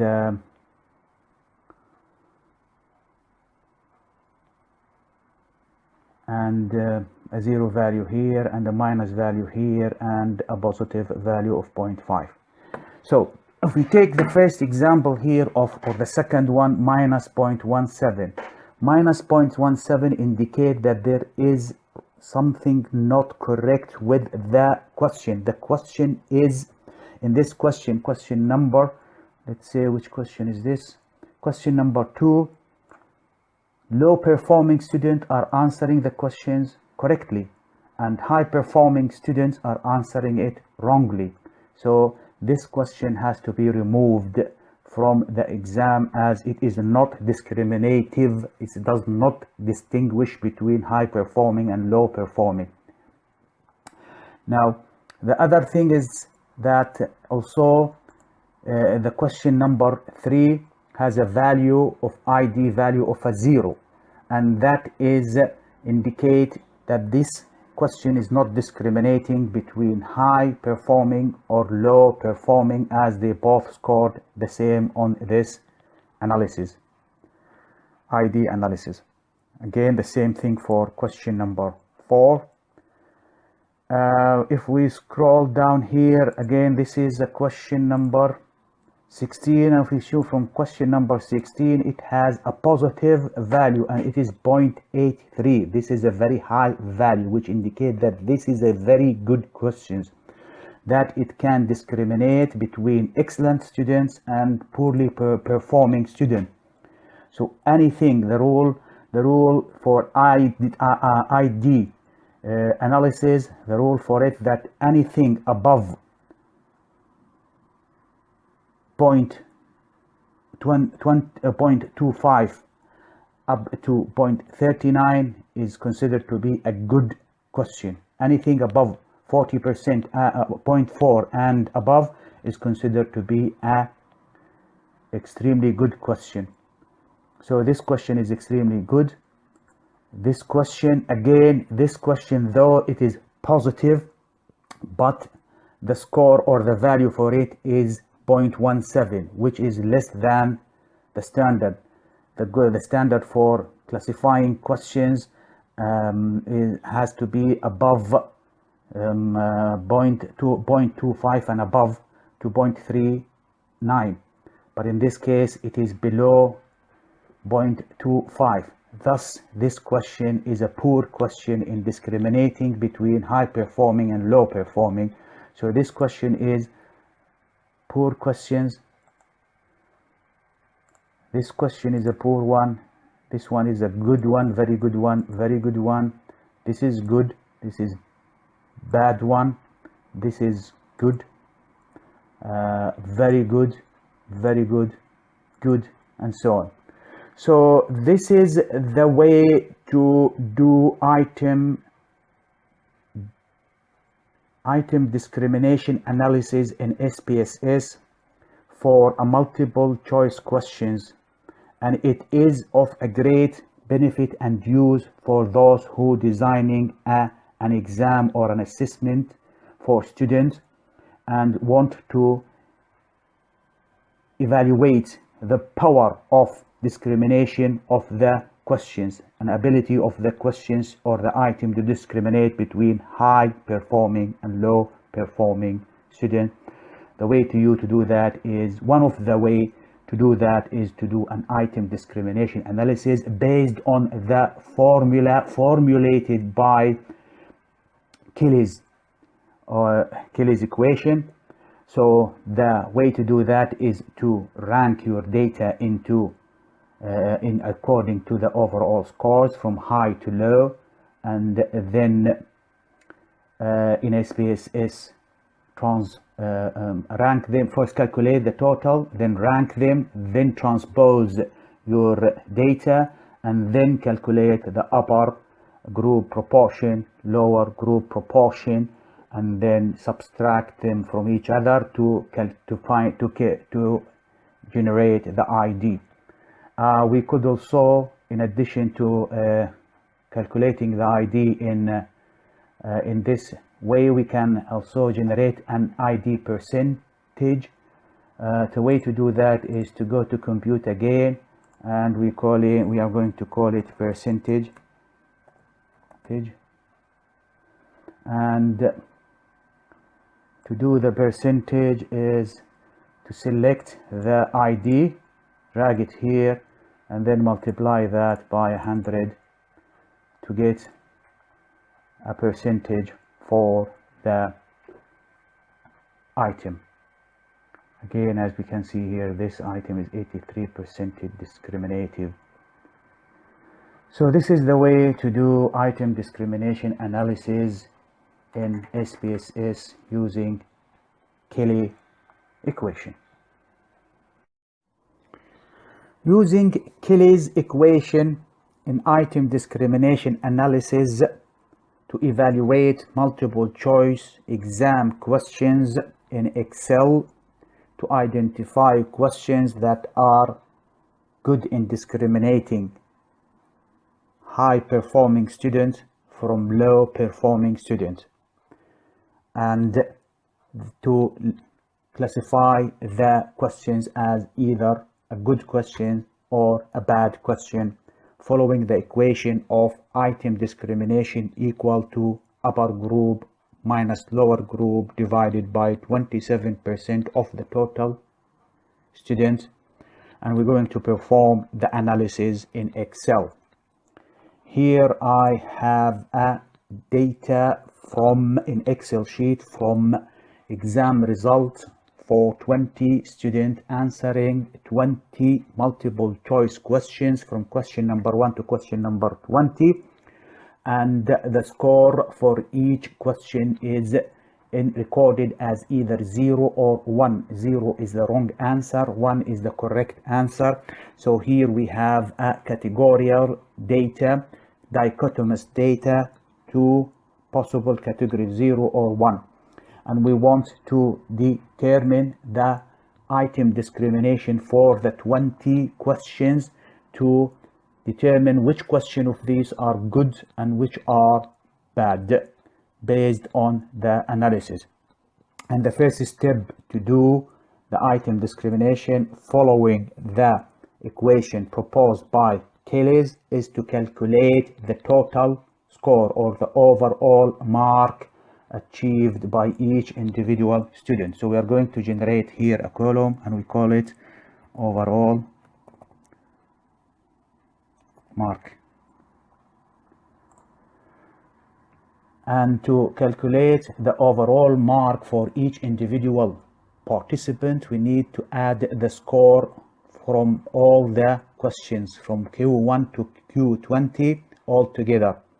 And the way to do that, click on the cell here, insert equal sign, then type sum, select the sum formula, and in the sum formula drag the range of the data to calculate the sum from Q1 to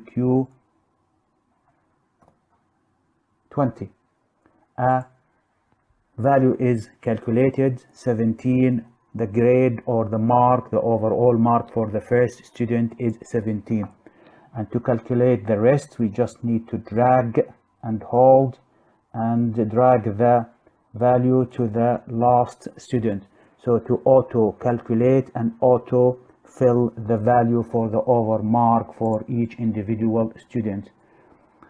So we've calculated the overall mark. The next step in item discrimination is to arrange or rank those overall mark from high to low, from descending in a descending order.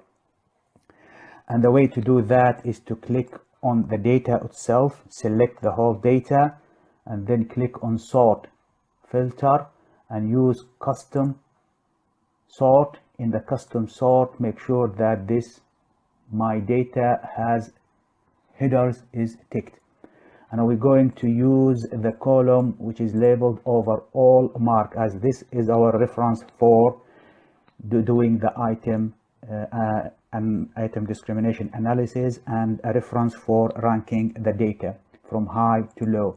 And we're going to rank the data in the order of the largest to the smallest. If we click on OK, again we can see here that the software has arranged the data from the highest to the lowest. So the lowest score by students was 8 out of 20, and the highest is 17 out of 20. Now, following the arrangement of the overall scores in descending order, we need to generate the upper group and the lower group. So we're going to type here upper group, lower group, then ID for ID discrimination, and then ID percentage. And to calculate the upper group proportion and the lower group proportion, we're going to use the ranked value on the overall mark. And for the upper group proportion, we need to select the top 27% of the total student who achieved total marks, and for the lower group, select the lowest 27% of the total score, so student who scored lowest. So we have to generate two groups, and the number of the student to select will be equal to, if we have 20 questions or 20 students, and we want to arrange them into upper and lower group, and we want from the upper group to include 27%, then we multiply that by 27 to get a value of 5.6, which will be approximated to 6. So each group, upper and lower, each one of them will have 6 students in it. The scores for the 6 students for the upper and the lower group. And to calculate the upper group values, and I'm going here just to highlight this, divide these groups, this data into upper and lower. So if I select the first top 6 students and label them, give them a label of green, as this is the upper one, and the lowest group 6, select from it as lowest 6 students, going to keep it red. Now what we want to do here for the upper value, we need to insert the equal sign and then type sum and select the sum formula. In the sum formula, we are going to select the first 6 values here in for Q1, close the bracket, and then open another bracket and put the sum formula in a bracket, and then divide that by 6 since we have 6 students. So this is the way to calculate upper group proportion. If you click on enter, the value is generated. And we're going to do the same for the lower group. In the lower group, we're going to insert the equal sign and then type sum, and then we are going to select for question number 1 the 6 values, the lowest 6 values here, close the bracket, again doing the same thing, put the sum formula with the value in bracket, divide that by 6 as the lower group has 6 students in it, press enter, a value has been generated. Now to auto fill and auto calculate the value for the rest of the group of the questions from Q2 to Q20, we're going to select,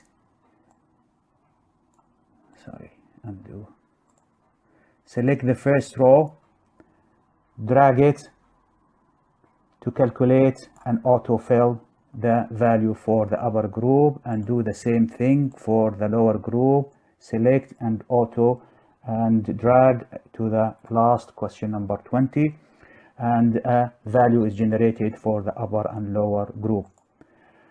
So here we have now upper group and lower group, and the next step to determine the item discrimination is to subtract this upper group from the lower group from the upper group, and the way to do that is click on insert, click on the cell, insert equal, select the first value here from the upper, then select, then put the minus sign, and then select the lower group, and then click enter. A value is generated for ID there. So this is the item discrimination for question number 1. Again, drag and select and drag to autofill and auto calculate for the rest of the questions. So here we have the value for item discrimination for the 20 questions. I'm going to decrease the decimals to make it a little bit by clicking on cell format and then number decimal. We're going to make it, change it, or make it, keep it 3, or even I'm going to change it to 2 to make it much easier to compare. Item discrimination value range from -1 to +1. A very good question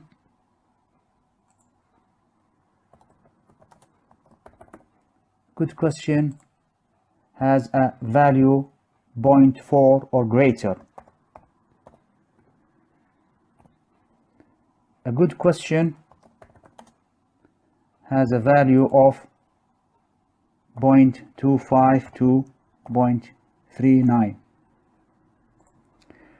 and the bad question had a value of, or a value less than 0.25.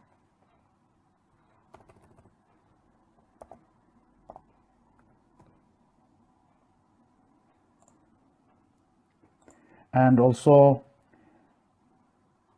ID value can be 0, or even it can be from 0 to -1. So those are all the possible range of value from -1 to +1. In the first cell here for question number 1 for the ID value is 0.33. This is a good question, as it can discriminate between high-performing student and low-performing student. The second question has a ID value of 0. 0 means that the question is not discriminating between high-performing and low-performing, so this is considered to be a bad question. So 0 indicate the question is bad, and 0 indicate the question is bad, and question number 4 also, so question 2, 3, 4 are bad questions, and they ought to be removed or excluded from the exam, or rewritten in another way that the ID for it will be higher. For this question number 5, the ID is 0.5, which is really a very good value, and this question is very good as it is greater than 0.4, and this question is very good in discriminating between excellent student and poor performing student. In this also ID value for question number 6, the value is minus 0.17. This question is discriminating between high performing and low performing, but the low performing students are scoring the questions correctly and the high performing students are scoring the question wrongly. So this question ought to be removed from the exam, and it is not discriminating, and omitting it from the exam is the best way to get rid of it. Others value here, we can see here there is a question which is number 16, has a value of 0.83. This is a very good question, in fact an excellent question in discriminating between high and low students. Question number 19 and 20 and question number 13 has an ID value of 0.17, which is below the range here. Anything less than 0.25 is considered to be a bad question. So this one and this one and this one is a bad question, ought to be removed from the exam, and this one -1 is also ought to be removed from the exam. These 0 value for the ID are bad questions that they do not have the power to discriminate between high and low performing student. So this is the advantage of using item discrimination analysis based on the Kelly's formula, as it will permit identifying and evaluating questions and determining which questions are good, which are very good, which are bad, to remove from the test. Here, as we can see, out of the 20, 1, 2, 3, 4, 5, 6, 7 questions out of the 20 questions for the multiple choice for this exam are a very bad questions that has to be removed from the future exams. So this is the way to do an item discrimination analysis in Excel. First you have to calculate the overall score, arrange the overall scores in ranks from high to low, and then group the student into upper and lower group and calculate the proportion in each group, and then determine the ID value for each question. We could also do a ID percentage by inserting in this here equal sign and then selecting this and multiplying, selecting the ID value, multiplying it by 100 to generate the percentage of the ID, and we auto-fill and auto-calculate for the rest of the questions, and also we can reduce the decimal point here to something manageable and easy to recognize. So this is the benefit and the advantage of using ID for assessing multiple choice exam questions. Item discrimination analysis in SPSS and Excel for multiple choice question exam or exams using point Biserial correlation coefficient. Item discrimination. Item means a question or refers to a question.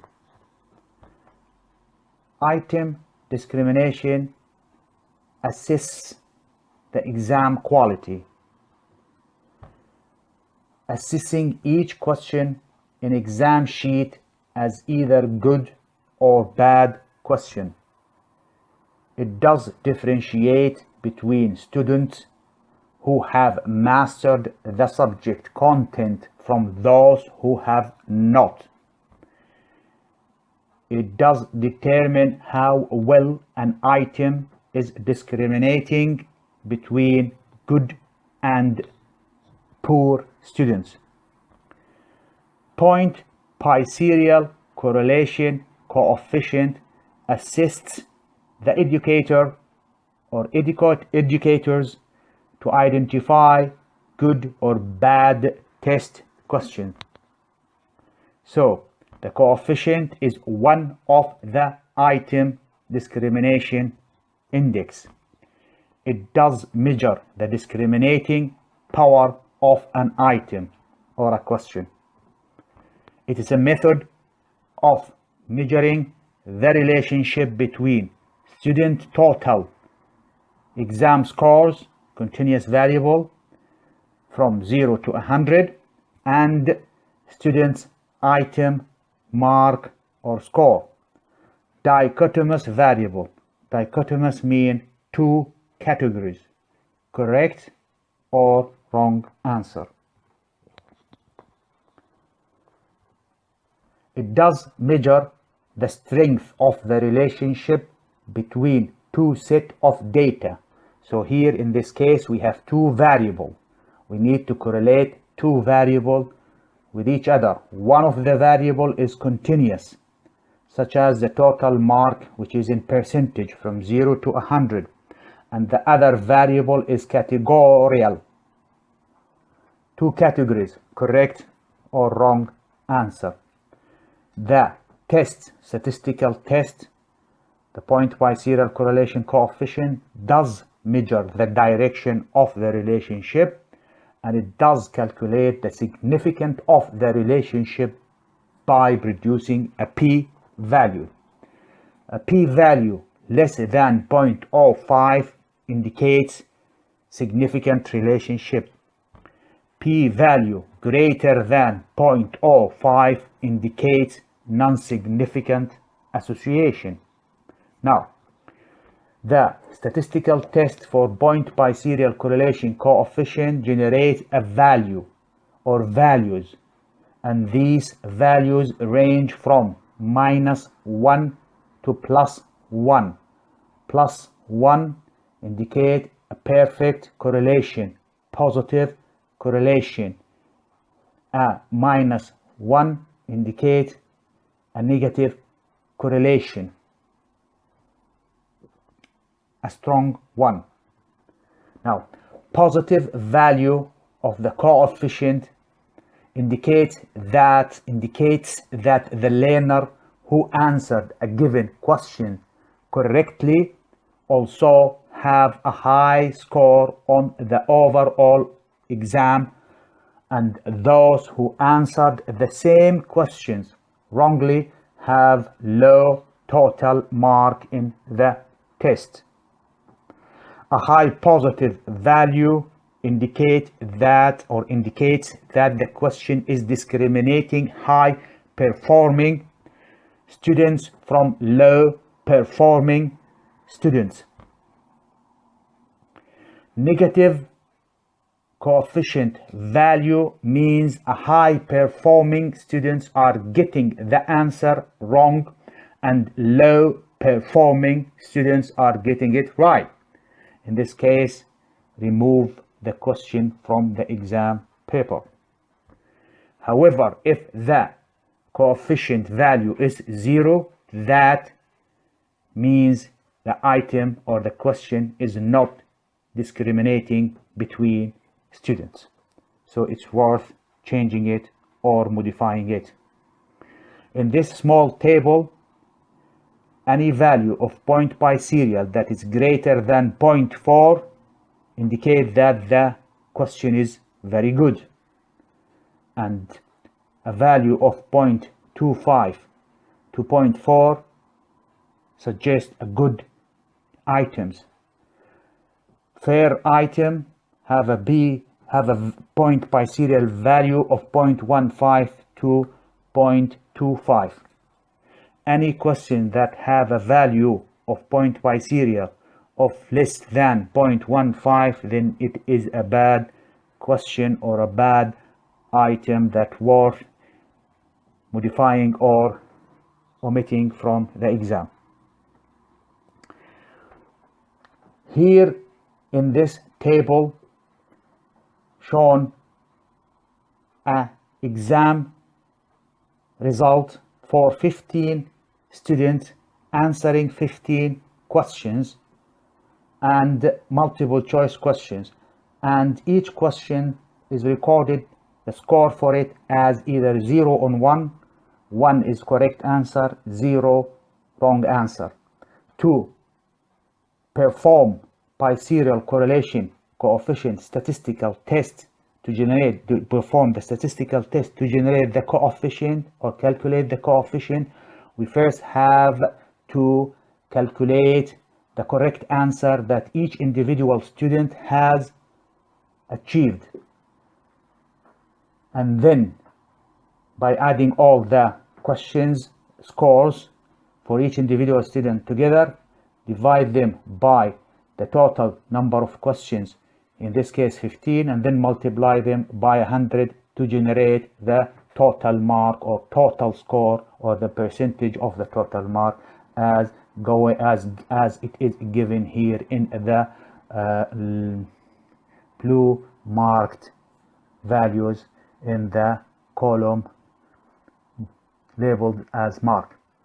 So for in the point biserial correlation, once the total mark is calculated, the test is performed, and the test will correlate each specific questions, the value in each questions, the scores in each questions with the total mark as shown here in this again slide.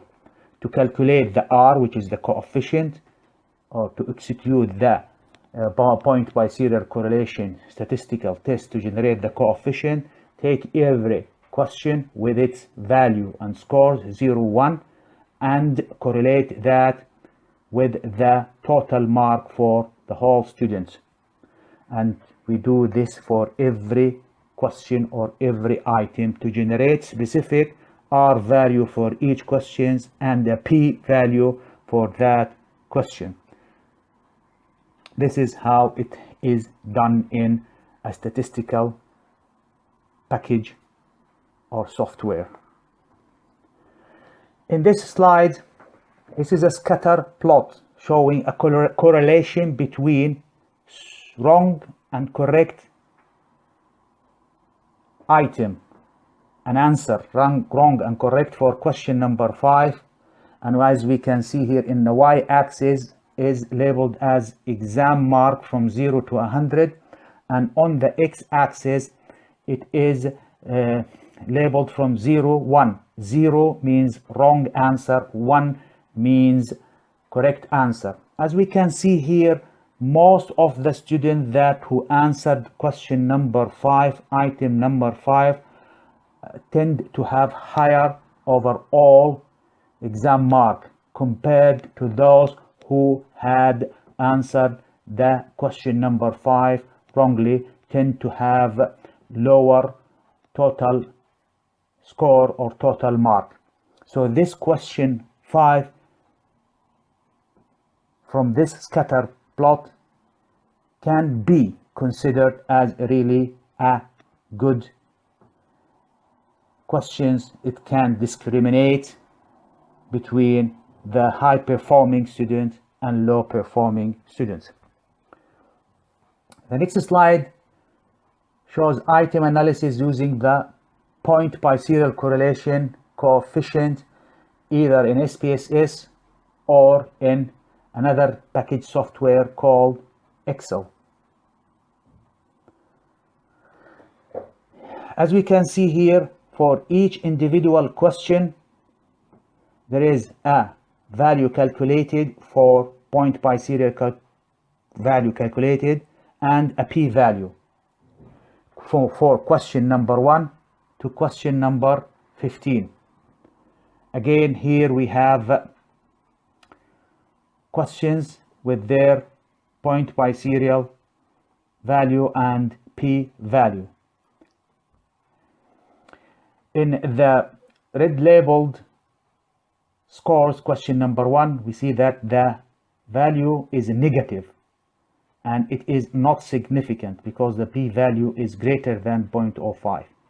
Again, this question number 1 indicate that higher performing students are answering this question wrongly and low performing students are answering it correctly.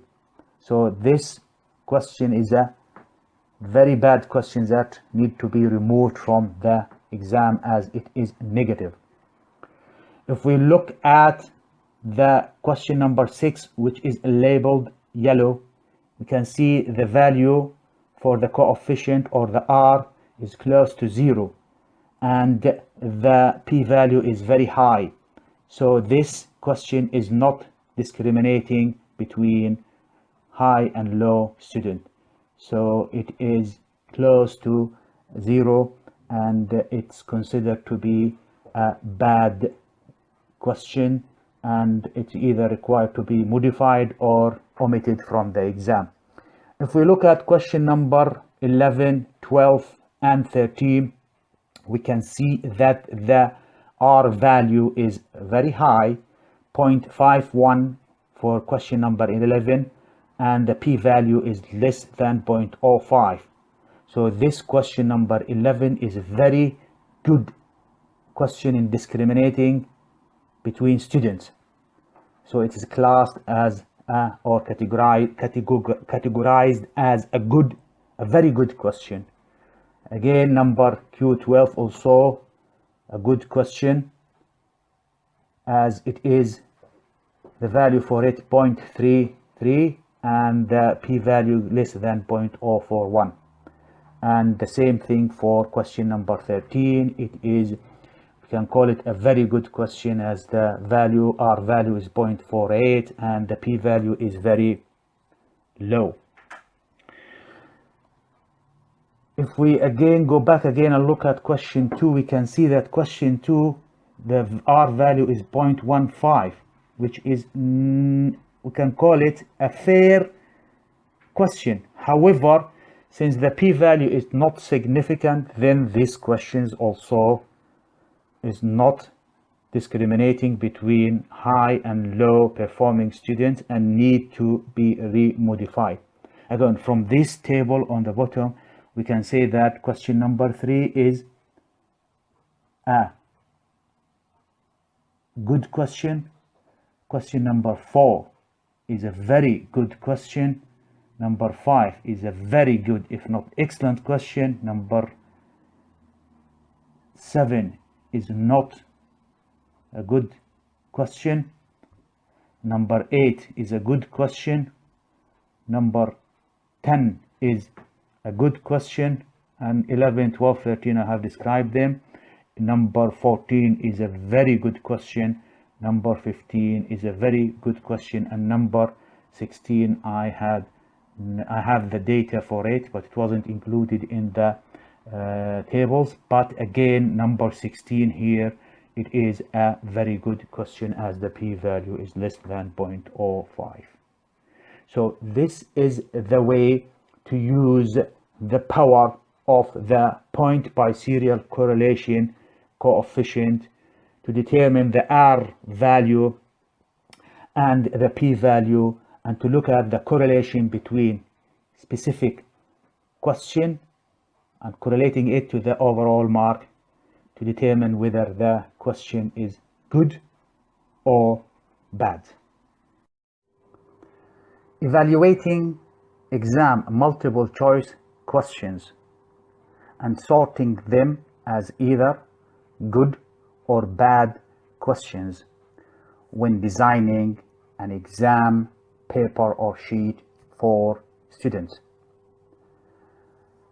and assessing those questions using the item discrimination analysis in first SPSS and then in Excel using the point biserial correlation coefficient. Good or bad MCQ questions.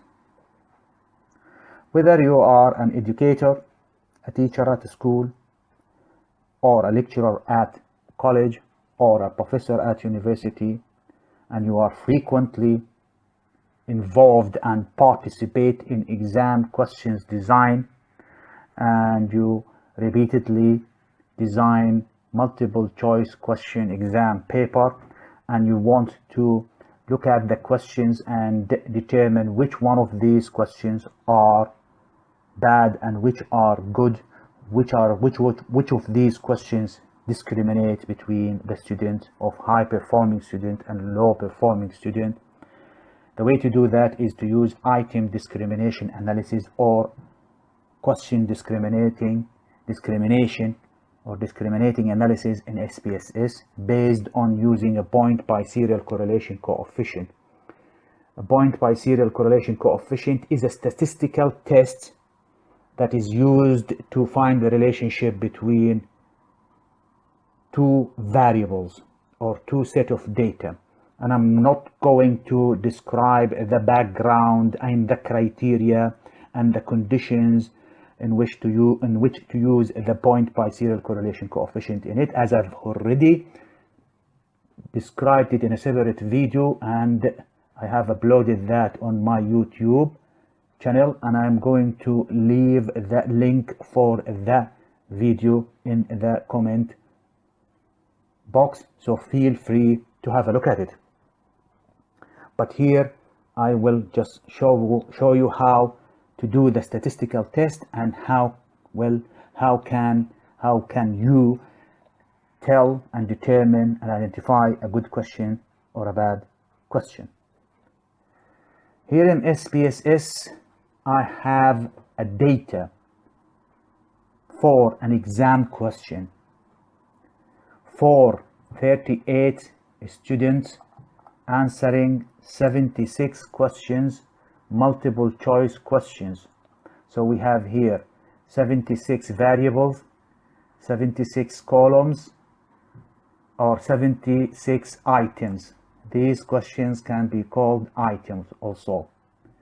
And the score or the value for each question for each individual student answered is recorded as either 0 or 1. 0 stands for wrong answer. The student has or had answered the question wrongly, and 1, the student had answered the question correctly. And to determine which of those questions are good and which are bad, we need to do a statistical test called point biserial. But we need first of all to do 2 steps. The first step, we need to calculate the overall total mark for each participant or each student achieved. So we need to generate a column here for the total overall exam mark or total exam score for each individual student. So we are going to generate a column here for that, and we are going to calculate that in percentage. So we're going to add all the scores or the value for each of those 76 questions for each individual student, add them together, divide them by 76, and then multiply them by 100. The way to do that is to click in SPSS, to click on transform, compute variable. Again, there are 3 ways to calculate the total exam score or the overall exam mark. First one is you click on bracket, drag the first variable, click on plus, second variable plus, and then plus, and so on until you move all the questions in between the bracket from question number 1 to 76, and then divide that by 76 as we are adding them up, and then dividing them by 76, and then multiply them by 100. So this is one of the way to calculate the total exam score. The other way is to click on function group all, then scroll down to statistical, and then from statistical choose the sum command and drag it to the numeric expression. Again, you have the sum command and then a bracket, and we need to move the first variable separated by comma, second variable separated by comma, third variable separated by comma, and so on until you enter the 76 variables in between the bracket. Then you need to divide that by 76, multiply that by 100. So this is the second way.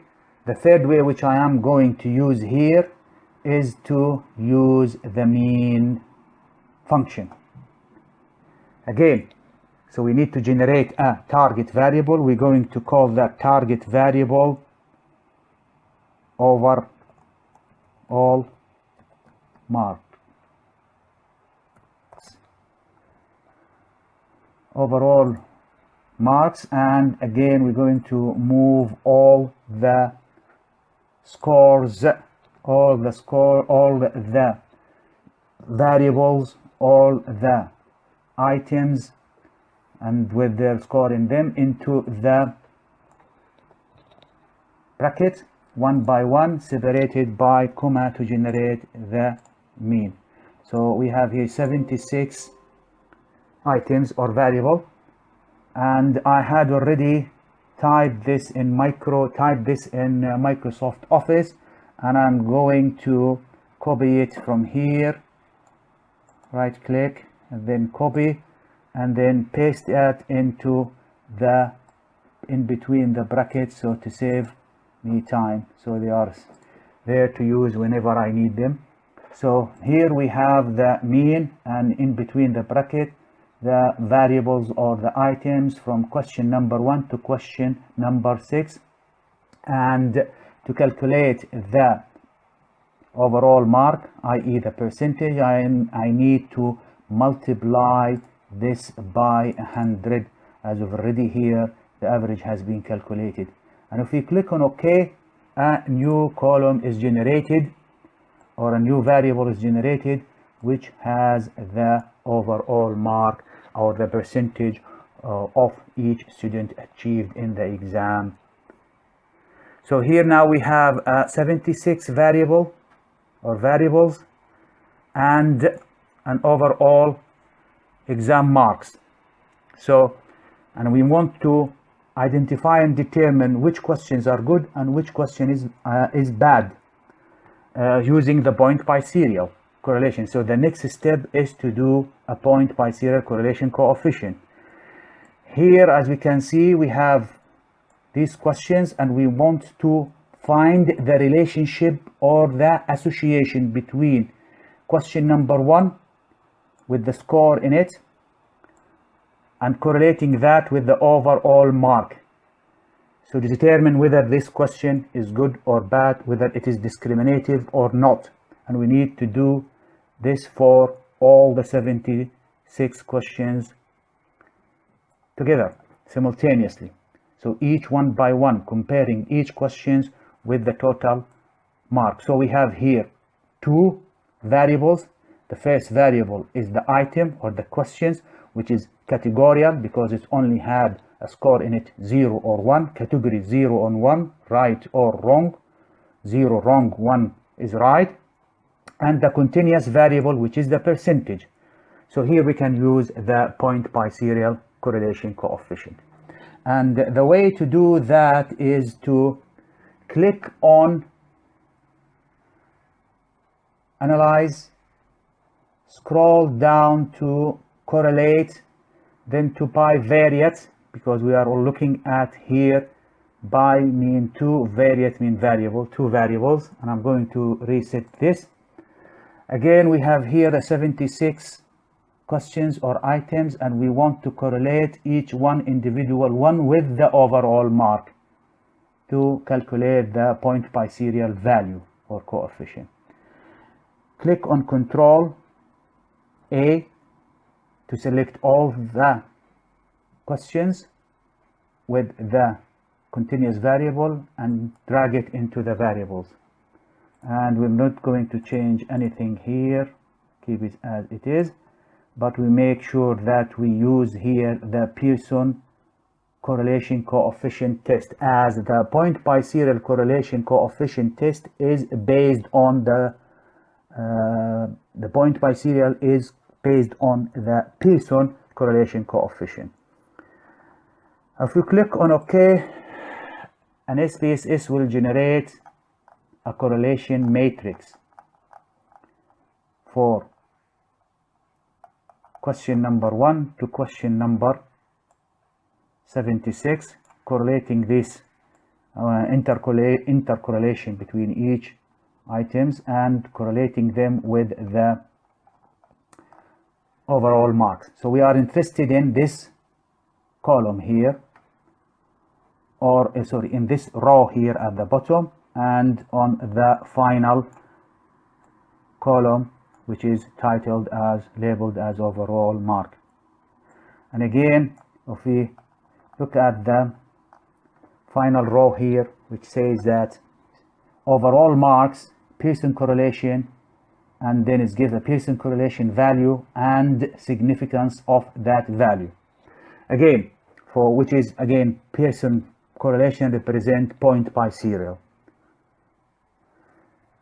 For point biserial correlation, the value is from -1 to 1 to +1. -1 indicates it's a negative relationship, and +1 it means a positive relationship. And the higher the value, the stronger the relationship.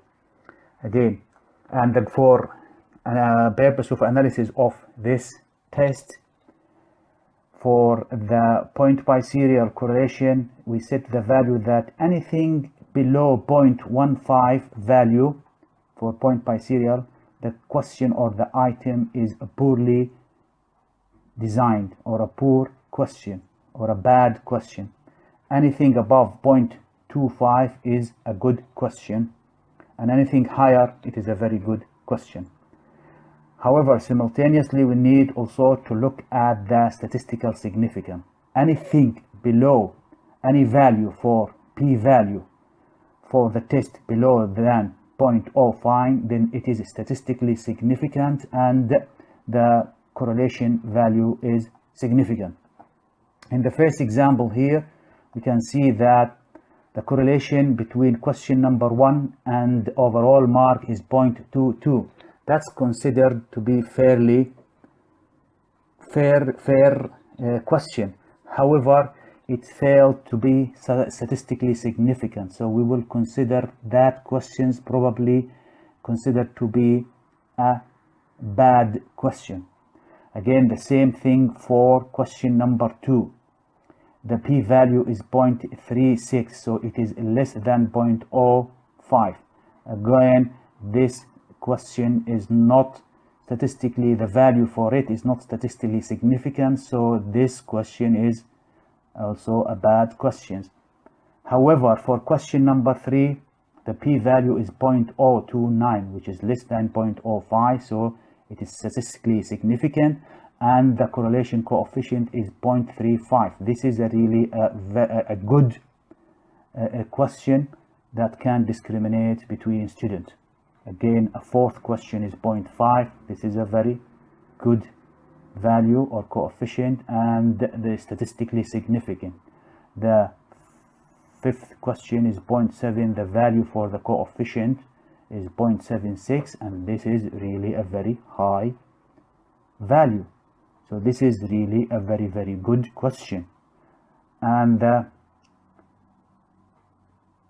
sixth question here, as we can see, the point biserial correlation coefficient is very close to 0, so it's 0.054.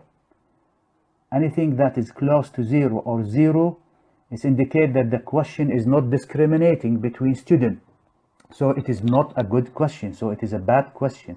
Meanwhile, also the value for the there is the statistical significance is greater than 0.05. So this question is really a bad question, and so on and so on and so on.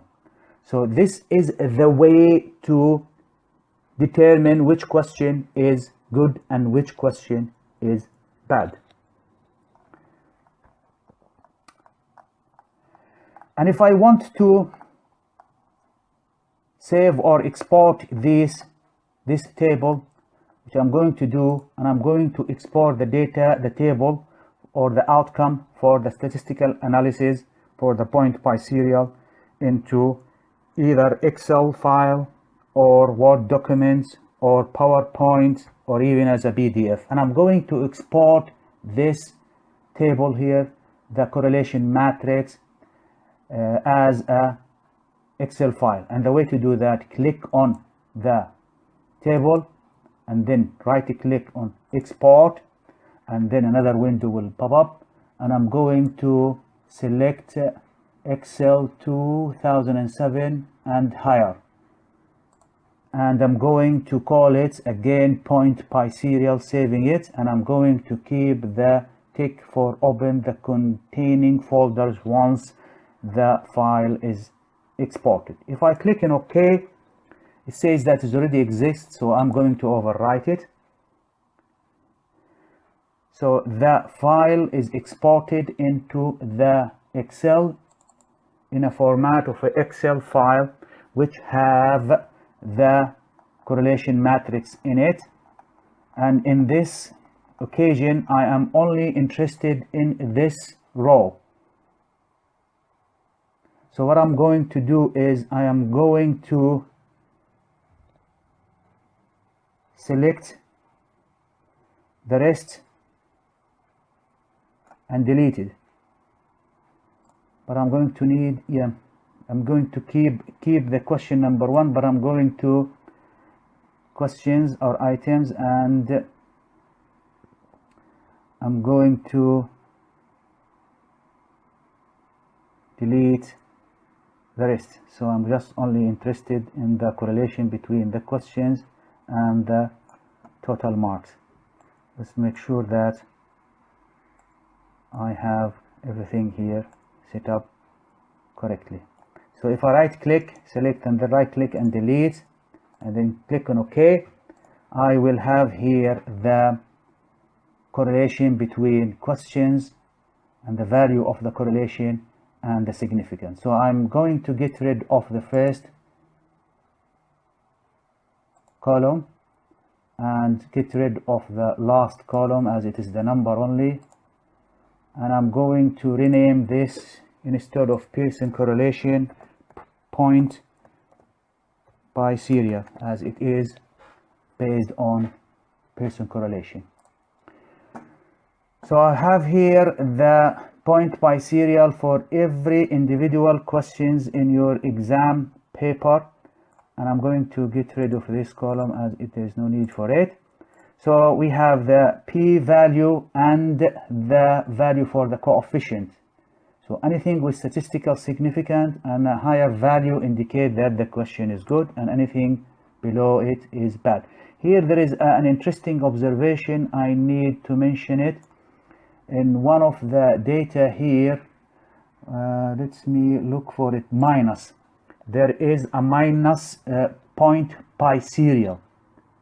Minus indicate that high performing students are answering the question wrongly, and low performing students are answering it correctly. So in this case there is something wrong with the question, and it's the best way is to remove the question and replace it by another question. So this is one of the benefits of doing discrimination analysis, item discrimination, using the point biserial correlation coefficient, as it will highlight the question, which question has problem in it, or which question is bad and which question is good. Again, I could also take this data here, copy all the 3 columns or just the 2 columns here. I'm not interested in the first. Copy, and then I had this data in a Excel file. I could also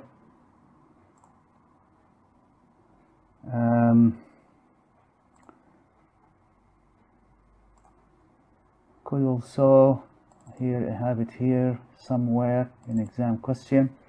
I could add it to the data I had already for this exam result, and I could add the Pearson correlation here at the end of the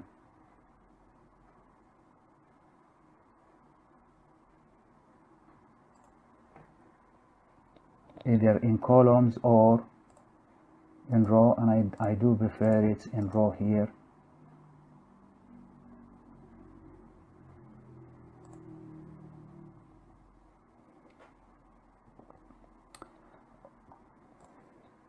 Again, as for every question by serial correlation, this is question number 1, and this is the point by serial value, and this is the significant value or the p-value for the question. So in this way, I had shown you how to determine which question is good and which question is bad based in exam, based on item discrimination and analysis using the point by serial correlation coefficient. Assessing the quality of multiple choice questions in an exam sheet by evaluating the ability of the MCQ or a question, its ability to discriminate between a high performing student and low performing student, i.e. measuring the power of each individual questions in its ability to differentiate between good students and high quality students and low performing students based on evaluating each specific questions, whether it is a good questions or a very poor questions that probably require replacing or removing.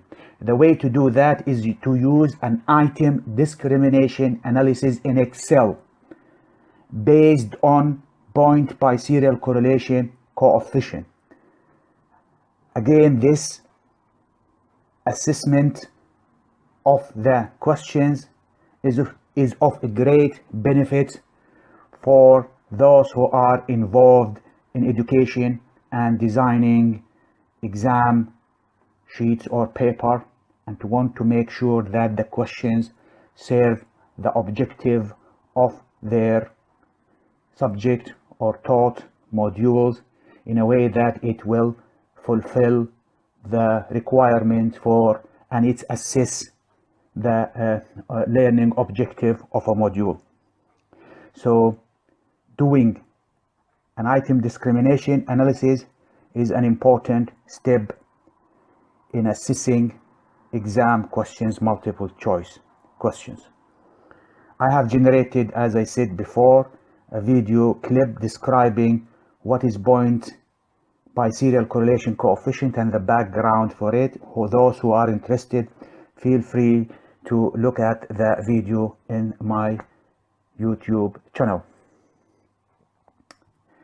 Here in Excel, I have entered a data from an exam result for 38 students answering 76 multiple choice questions from question number 1, Q1 to Q76, and each individual or each student answered the questions, the data recorded or entered as either 0 or 1. 0 stands for wrong answer and 1 indicates correct answer. So each question has a value or a score of either a 0 or a 1 answered by each individual student. 1 for correct answer, 0 for wrong answer. So here in these questions we have only two types of scores, 0 or 1, which would indicate that it is a categorical data. So just 0, 1, 0, 1. And if we want to evaluate each questions and look at the quality of each multiple choice questions of those 76 questions, and the first step to do that is first of all to calculate the overall exam score for each individual student, or the total score that each individual participant had achieved in the exam. And the way to do that is to scroll here to the far right, and I'm going to generate a new column, and I'm going to call it total score. And the way to calculate the total score is to add up all the value or the scores for each individual participant has achieved for all the questions, 76 questions. Add them up, the value for them, then divide them by 76, and then multiply them by 100 to calculate the percentage of the correct answer or the total score, which we are going to use these scores in subsequent analysis. And the way to calculate that is if we just click on the cell here and then click on the symbol here indicate, we can use two methods here, either using the sum, adding up all the value, or use the average. And I'm going to use the sum method, in which I'm going to select the question number 1 to question number 76 as it's showing here, equal sign sum P2 to PY2, and I'm going to divide that by 76, since we have 76 questions, and then multiply that by 100. So the total score, or the percentage of the mark for each individual student for the exam, first one is 82. And if I select and drag the cell toward the end, it will autofill the total score for each individual participant or student. So here we have 76 questions scored as either 0 or 1, and a total score of 38 students, and the scores in a percentage. So here we have a categorical data for each one of these questions, 0 or 1, and a continuous data percentage from 0 to 100. And to determine which one of these questions is discriminative between students or not, you need to do a point biserial correlation coefficient. And point biserial correlation coefficient is based on Pearson correlation coefficient. And to do the analysis, we need two sets of data. The first set is dichotomous or categorical, as we have here the questions, and the second one is the continuous. So we need continuous, which is the total score. So we need to correlate and find the relationship between each individual question with the total score. So we need to study the relationship, calculate the relationship through a statistical test of point biserial between each individual question and total score, and to generate a value for the correlation, and this value indicates the strength of the relationship. And the way to do that in Excel is if we click on data and then click on the data analysis. Either way, if you don't see the data analysis icon on your Excel sheet, the way to bring it on is click on more and then go for options and then scroll down to add in, and then scroll down here to manage add in and click on this analysis toolbar, which will make the icon appear here.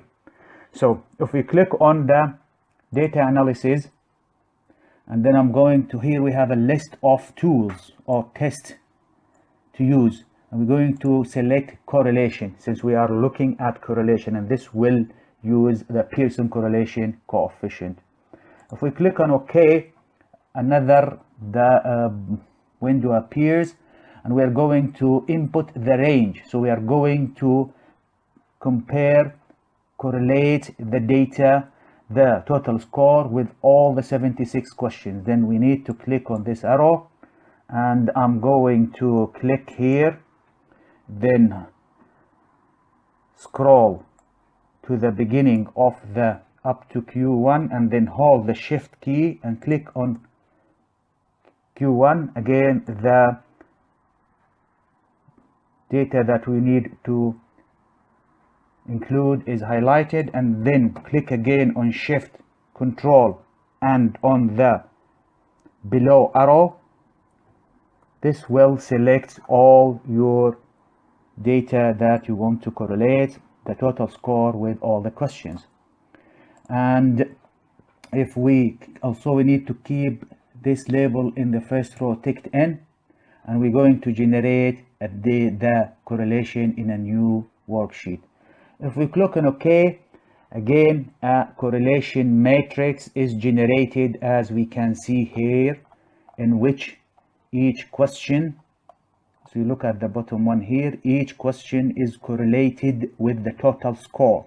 Total score correlated with the question 1 up to question 76. So now here I'm going to rearrange and delete the data that I don't want. So I'm going to get rid from this row up to 76. So by holding the shift key, click, and then right click on it in it. I'm going to select delete. Again, this will delete the other data that we are not interested in. So here what we have is the correlation between question number 1 and total score or overall mark, and question 2, 3, 4, and so on.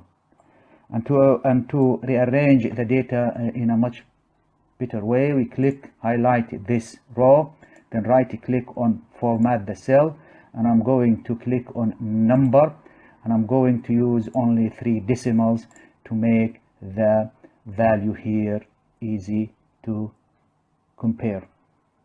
So here from this data we can see that we have the correlation coefficient for all the 76 questions, and each question has a value. I'm going to get rid of the last one because it's correlating total score with total score will be 1.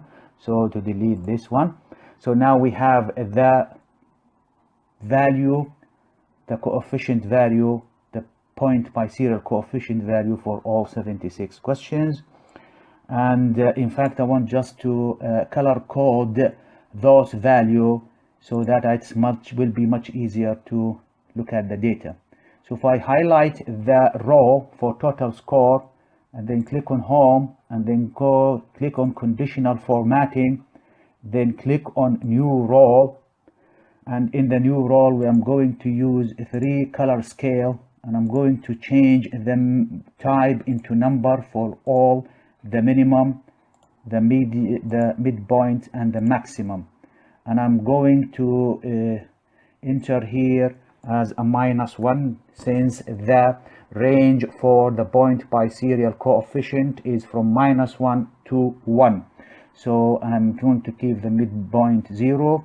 The maximum 1 is here is 1, and I'm going to change the color. For the minus, we need to make it red. For 0, which is, I don't want to make it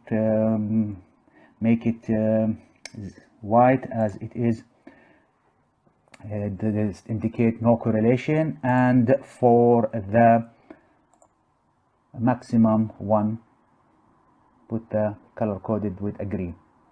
If I click on OK, and here again color coded, all these cells are color coded again according to the value within it. As we can see here, that the higher the value, the more greenish the cell will be. As here the correlation coefficient is 0.76, and here is a poor correlation of 0.15, and here also a 0.05, and also interesting, really toward a pinkish, toward reddish color, which is indicate a minus correlation, and here also a minus correlation. Now what does this value mean? This value mean that if you have a value of P, I'm going to call this point biserial, as this is the point biserial now, and then I'm going to make it a little bit darker. So what does this value mean? Indicate that the higher, the closer the value to 1, the stronger the correlationship between each questions and the total mark. So in this case, anything above 0.15 is a fairly good question, or anything from over 0.25 it's a good question, and anything over 0.4 it is a very good question.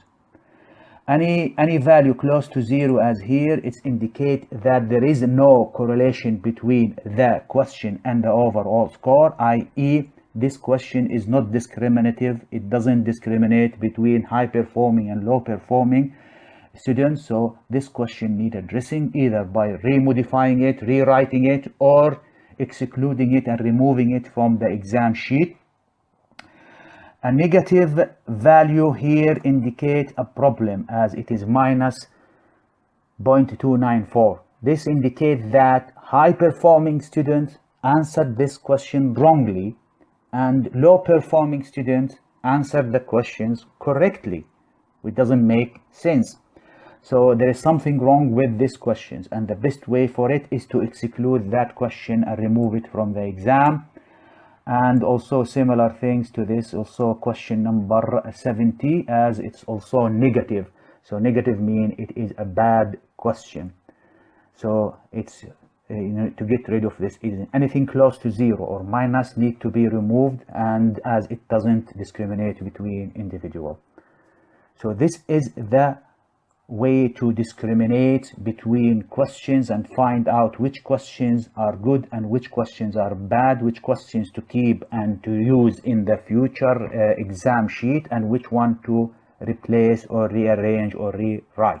Now, this value here for the point biserial, although it is, some of these values are high, but again this value has to be statistically significant, has to be confirmed by calculating the p-value. So p-value for each correlation between questions and overall score is need to calculate the p-value, as the p-value is the determinant factor in the significance of the relationship between the questions and the overall score. So to calculate the p-value for each individual questions, correlation of each individual question to total score, is to click on, if we go here again to this data, and we want to calculate the p-value, I'm going to select some. Unfortunately in Excel we only can do it one by one questions by one, so we need to calculate the p-value for question 1, and then question 2, and then up to 70, question number 76. So I'm going to select question number 5 here and calculate the p-value for question number 5, as the p-value here for question number 5 is 0.76, which is very high, but is it significant? And the way to find out the significance is to calculate the p-value. To calculate the p-value for number 5 here, need to click on the data, then icon for data analysis, then scroll down here on the list and use the regression. We are going to use the regression to calculate the correlation between these two variables to get a p-value. So if you click at OK, and in this window we are going to enter a data for y-axis input. In case it is a correlation, it is a regression, then you have y-axis and x-axis, and it's a correlation between them, and then calculating the p-value.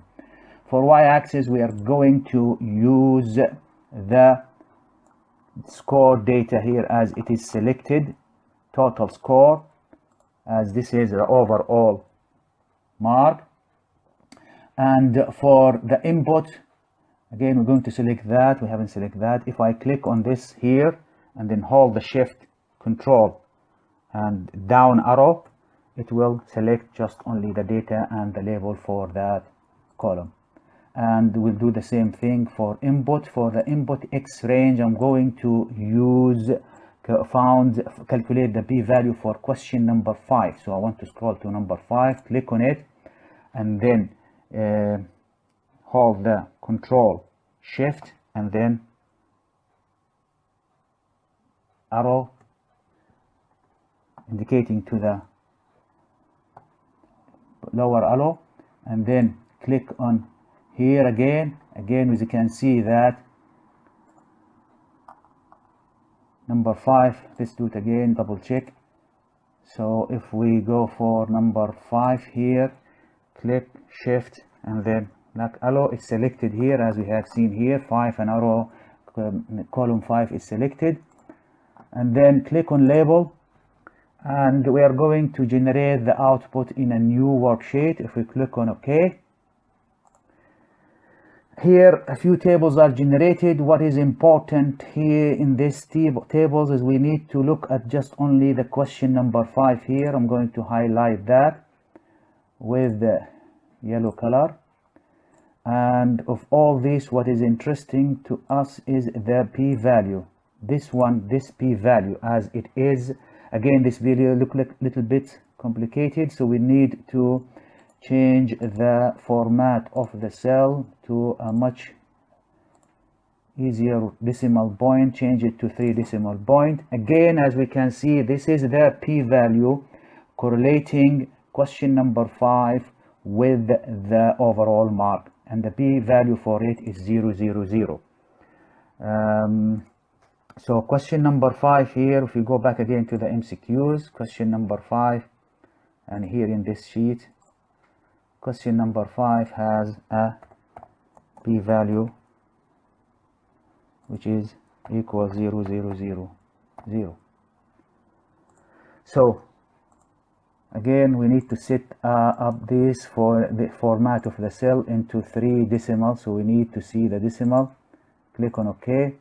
I see the decimal. So this question number 5 is really an excellent question. First of all, it has a high value for the correlation coefficient, 0.76, away from 0 toward 1, and a statistically significant p-value, which is 0.000. And for the p-value, for anything to be statistically significant, the p-value has to be less than 0.05. This is the cutting point. Anything less than that, then the value we are looking at is significant.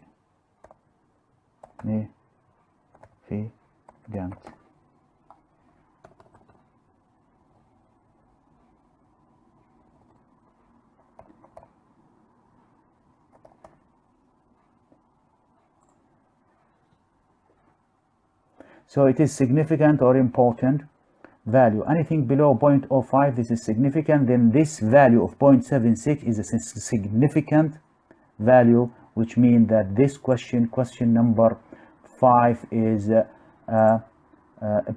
very good questions, a very excellent questions to keep for discriminating between students. I will also look for another example here, and I'm going to look at question number 6. As we can see here, the correlation value is 0.05, which is close to 0, which might indicate that this this question is a bad question. Again, we need to calculate the p-value for it, as without p-value we cannot really make a conclusion on the quality of these questions, as the value for point biserial by itself is not enough to judge without the p-value. So we need to find out the p-value, and to find out the p-value, again we go to the MCQ, the sheet, original sheet, or data. It has data in it, and then data analysis, and then regression again. And we are going to use keep y m axis or input y range as the total score, and the x range we're going to select number 6. If I select, then Control Shift and below arrow, and then click on here, click on label, keep it as it is, and click on OK. Again, another regression tables is generated. We have to do again the same changes. Change this into, format the cells, change it into 3 decimal points. The p-value is 0.79. If we copy this and we go here to this 0.7 and place it here, 0.749. Again, if we look at the p-value for here it's very high. It is above 0.05. So once we see this value here, so we have to reject this value, this reading or this value from correlation coefficient, and we say that this questions is poor questions, and we should not consider this questions in the exam, as the correlation is very low and at the same time it is non-significant. Now, one last point before finishing, I want to pick up a negative question. I'm going to do the same thing for negative question. Here for question number 47, we have a correlation coefficient minus, which indicate that the question is not discriminating, as in this question high performing student answer this question wrong, and low performing students answer it correctly. So we need to find out whether this question is worth considering. Again, if it is minus, then it does not worth considering, and it's worth removing it. It is important to remove this question, as it is not discriminative. But again, we had to determine the p-value for this correlation value, which is minus 0.294. And the way to do that again is to go to the MCQs, and then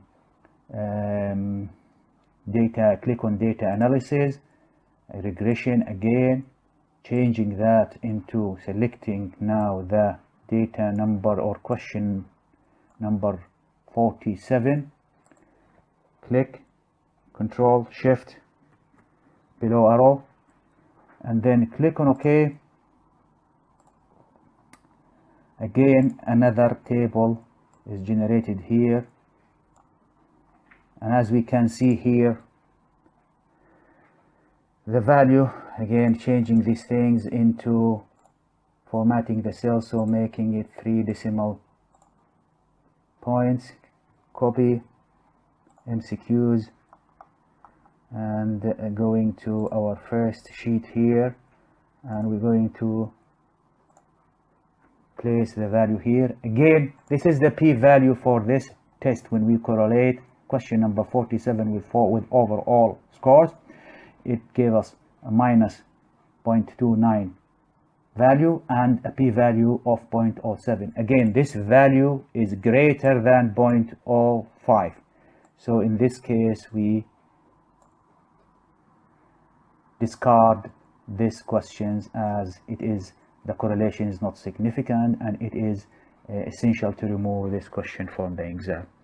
And again, you have to do these steps one by one for all the rest of the questions. You need both the value for the coefficient and the p-value to make your judgment on the question.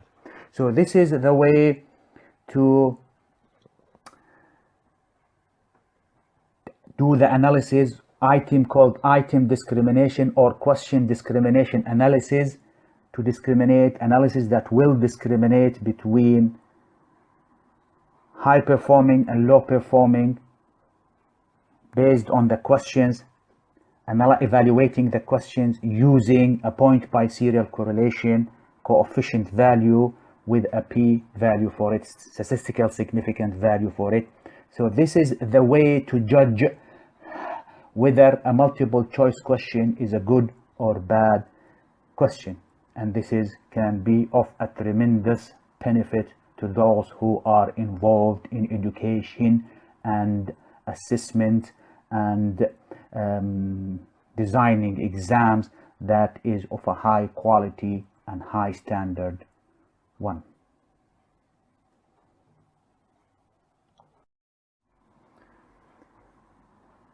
Item difficulty analysis for multiple choice exam questions to determine the p-value, the proportion or the percentage value using both SPSS and Excel.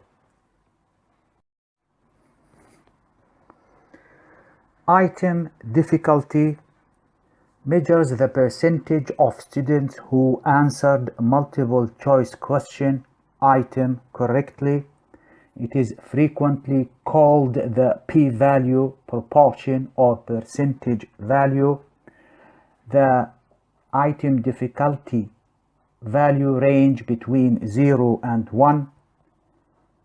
The item difficulty reveals whether an item is too easy or too hard. A higher percentage item difficulty indicates an easier item, and a lower percentage item difficulty indicates a more difficult item. Value of 1 indicates very easy question, and value of 0 points to a very hard question. An item with a p-value of 0 or 1 does not differentiate between students who know the subject and the material and the content and those who do not. In this case, if you have an item difficulty for a question that is 0 or 1, delete that item from the exam or exams that are either too easy or too hard. And an ideal question has an item difficulty value between 0.4 and 0.6. The way to calculate the item difficulty is to use the following equation. Count the number of students answering item correctly, divide that by the total number of students, then multiply the product by 100 to generate an item difficulty. The table below classify the questions according to the value of the item difficulty. An item difficulty with a value range between 0 and 20% is considered as a very difficult question. A question with 21 to 40% range is a difficult question. An item that has 41 to 60% range value is considered as a moderately difficult question. And any question that has a range of 61 to 80% considered to be an easy one, and an item or a question that has a p-value greater than 81% considered to be a very easy question. So these are the criteria to classify question based on the item difficulty value. In this table shows 15 multiple choice questions answered by 10 students, and the answer was recorded as 1 for correct answer, 0 for wrong answer.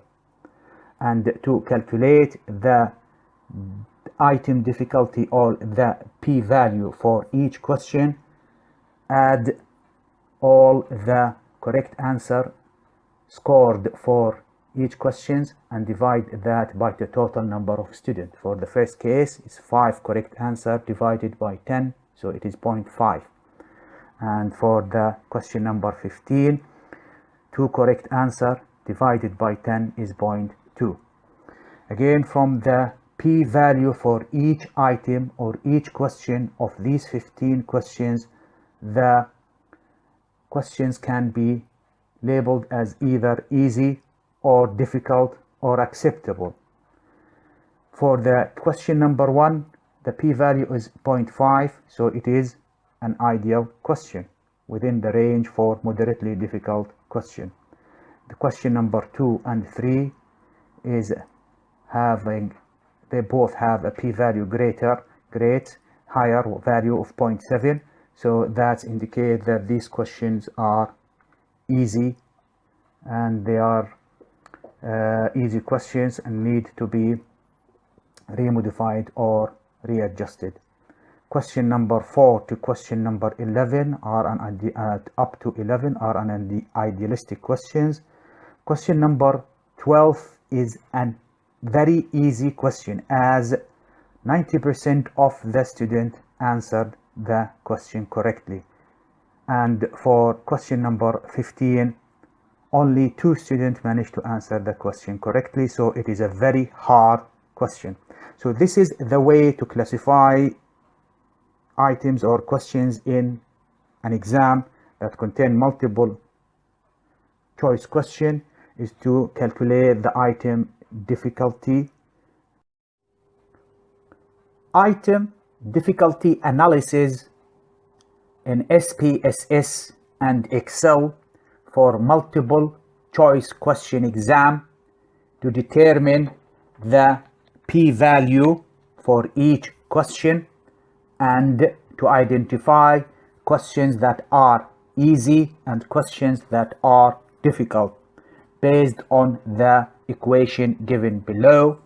Item difficulty equals to number of students answering item correctly divided by the total number of students multiplied by 100. Item difficulties measures the proportion of students who answered a question or an item correctly. Sometimes it is referred to as a p-value. P stands for proportion. The item difficulty value range from 0 to 1. 0 indicates that no student has had answered the question or the item correctly, so it is an extremely difficult question. And item difficulty of 1 means that all the students had answered the question correctly, so it is a very easy question. And the way to calculate the item difficulty is to count the number of the students who answered the item correctly and divide that by the total number of students participating or taking the exam. And to get the percentage, multiply that by 100. Here I have a result of an exam or a test for 38 students who had answered 76 multiple choice questions, and their score was entered as 0 or 1, 0 for wrong answer, 1 for correct answer. And to calculate and determine the item difficulty for each question and to determine which question is very easy, which question is very difficult, which item is ideal and acceptable, we will follow the formula just described previously. So I'm going to type in this cell p-value, as we're going to calculate the p-value or the item difficulty. And to calculate the item difficulty, I'm going to insert the equal sign, and then type sum, and then select the sum function, and then select the range for the first question. So we are going to select the scores for item number 1 for student 1 up to student number 3 and 38. And then we close the bracket, and then we're going to insert also a bracket between the sum and its range. So as we are going to divide the sum by the number of the total number of the student participating in the exam, which is 38. So this the formula or the equation, adding all the value on the for the items for each student, their score, whether it is correct or wrong, and then divide that by 38. And if we click on the enter button or enter icon, the item difficulty value is calculated. To reduce the decimal, I'm going to select only 2 decimal points for this value. For the first item or questions, the value for the P is 0.18. And to auto-fill and auto-calculate the item difficulty for all the 70 remaining 75 multiple choice questions, select and drag so that toward the end of the column, that column ends for question number 76, and the Excel will auto calculate and fill the item difficulty for each question. Again, we can see here that each question has its own way of measuring its difficulty through item difficulty. To make things much easier, also I'm going to color code those values using the table here, small table, taking in consideration that the ideal question that has a difficulty, item difficulty range from 0.4 to 0.6, and I'm going to increase it a little bit here, taking a value of 0.4 to 0.66. So to color code these values, select the row for first, and then click on the conditional formatting, scroll to new rule, and then in the select rule type, click on the format only cell that contain. So in this format, I'm going to color code only cells that has specific value. So cell value, I'm going to use a range between 0.4 and 0.66. So what I'm going to do here is color code anything between 0.4 and 0.66, and I'm going to give it a color by clicking on format and clicking on fill. And since this is what we want to select, I'm going to click on the green color. And if I click on OK again and click here on OK, all the values that has a range between 0.4 and 0.66 is color coded as green, and green indicates that this is an ideal question. This is a questions that is really good to use in the exam. Now for the rest, which is of course the rest will be either very easy or very extremely easy or extremely difficult. Again, we're going to do the same. Click on conditional formatting, scroll down to new rule, and then click on format cells that contain. Again, the same thing. Instead of selecting between, not between, so we're going to use exactly the same value, 0.4 and 0.66. So any value that is not between 0.4 and 0.66, we're going to color code that by clicking on the fill and give it a red color, meaning that this question is either it is very, very easy or very, very difficult. Click on OK, and then click on OK again here, as we can see that each item has its value for difficulty and each difficulty is color coded. Red for very easy or very difficult, and green is an ideal or acceptable questions with acceptable difficulties. To calculate the percentage of item difficulty, insert the percentage and then into the cell next to it, going to insert the equal sign and then select the value of the item difficulty for question number 1, multiply that by 100 and press on enter. A percentage of the item difficulty is calculated, and I'm going to decrease the decimal point to just 1 decimal point.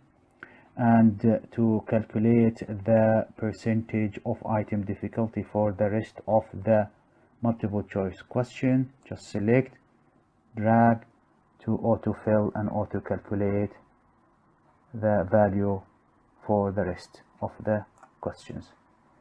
Again, here the percentage of item difficulty is calculated with the p-value for each item.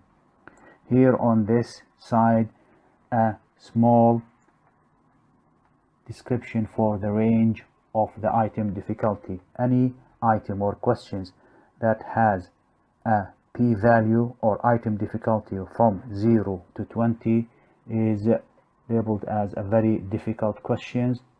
From 20 to 40 is difficult. From 41 to 60 considered to be moderately difficult.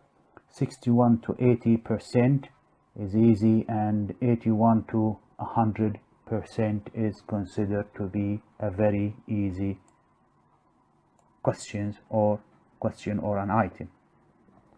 If we look at the item difficulty percentage for question number 1, we see that the value is 18.4%.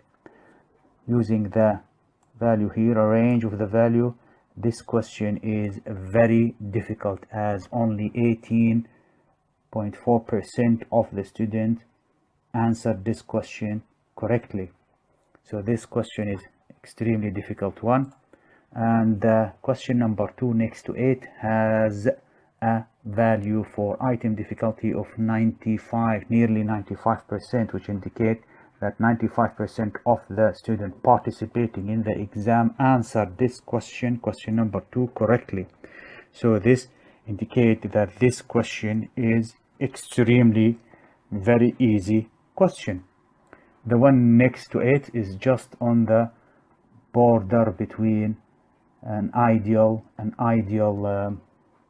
question. Ideal question has a p-value range of 0.41 to 60, as shown here, 0.41 to 60. So this one is just on the border of being considered to be an ideal question. The one next to it is nearly 79% item difficulties, which indicate that this question is a very easy question, and so on. So we're looking at analyzing the item difficulty for the rest, and looking at this one here, saying it's 57%. That's an ideal question. The one here, 81, is very easy. This one is an ideal question. So this is the way to sort out and label the questions in an exam paper as either very easy, ideal questions, very difficult or difficult questions, based on the item difficulty calculation. Item difficulty analysis in SPSS is one of the methods to evaluate the quality of multiple choice question exam. Item difficulty measures the proportion of students who answered the question correctly. Sometimes it is referred to as p-value, stands for proportion or percentage value. Item difficulty value range from 0 to 1. 0 means that no student had answered the question correctly. So the question is an extremely difficult one. And an item difficulty of a value of 1 indicates that all the students had answered the question correctly, and the question or the item is an extremely easy question. The way to calculate the item difficulty value is to count the number of students who answered the question correctly, divide that by the total number of students participating in the exam, and then multiply the product by 100 to get the percentage or proportion of the value for item difficulty.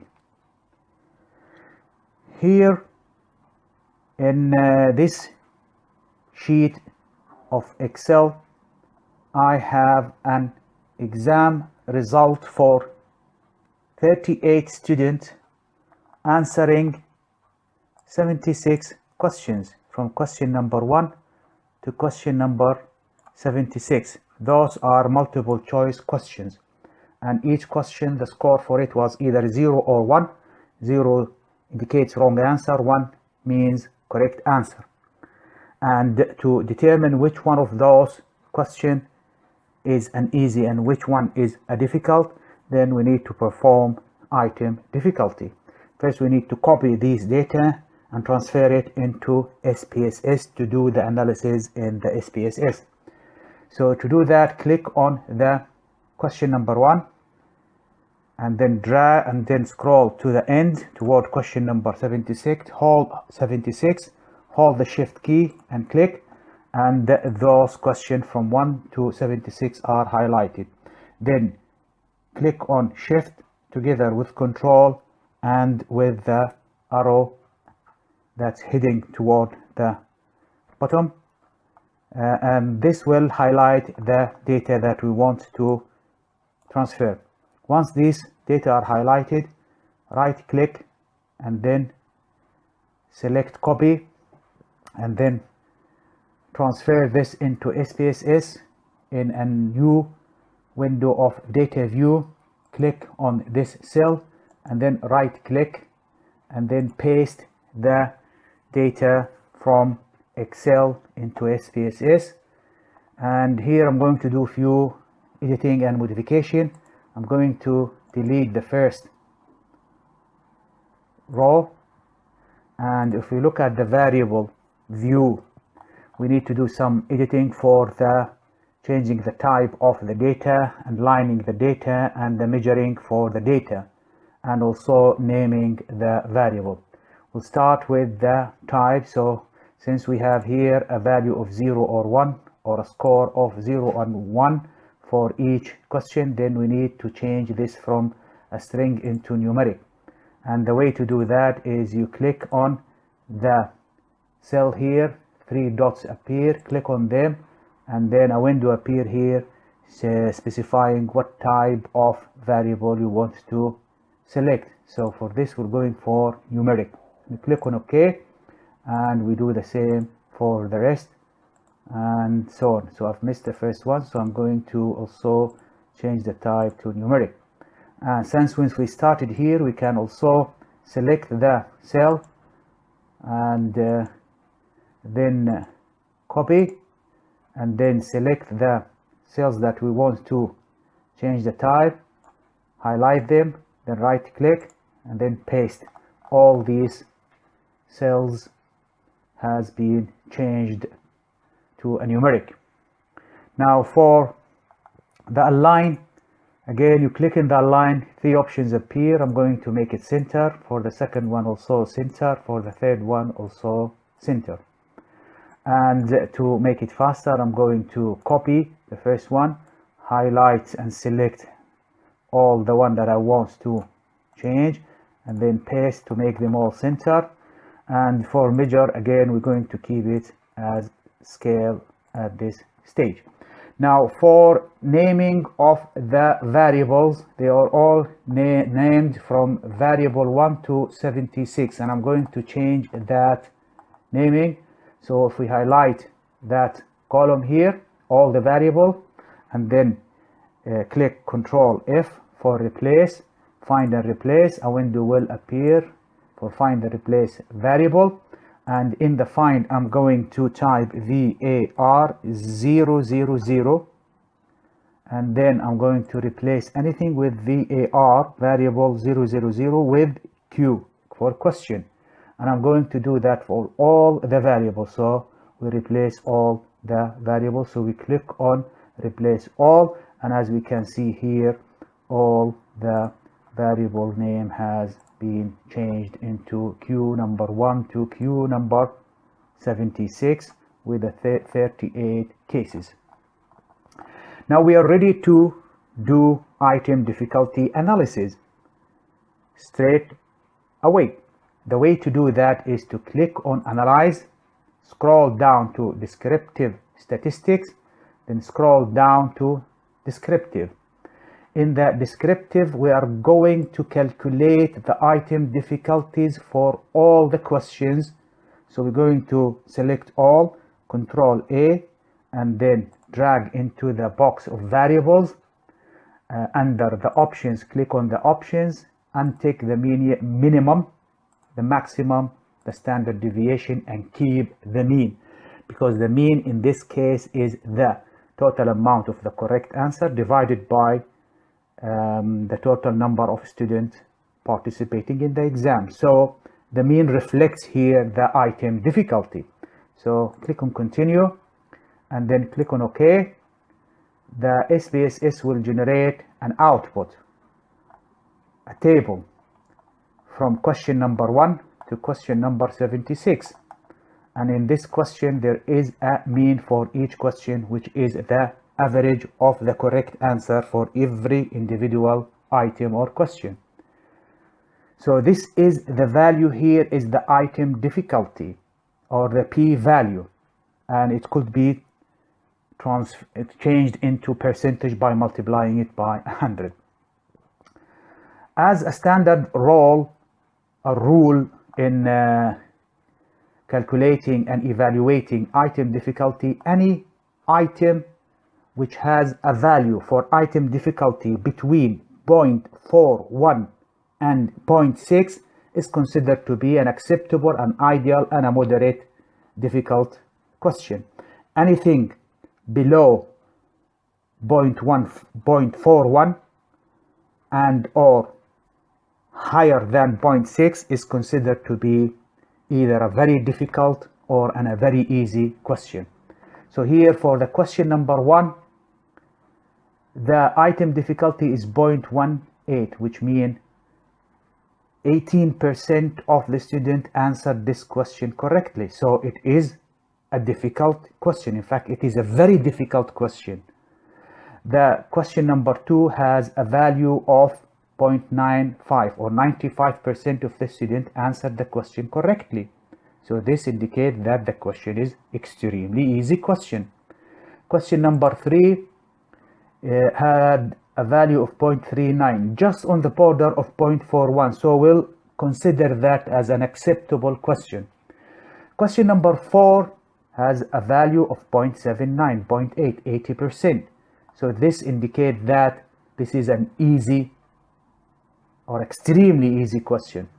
Question number 5 has a value of 0.66. Again, this one will be included in the category for moderately difficult question. So we'll accept that as an acceptable question.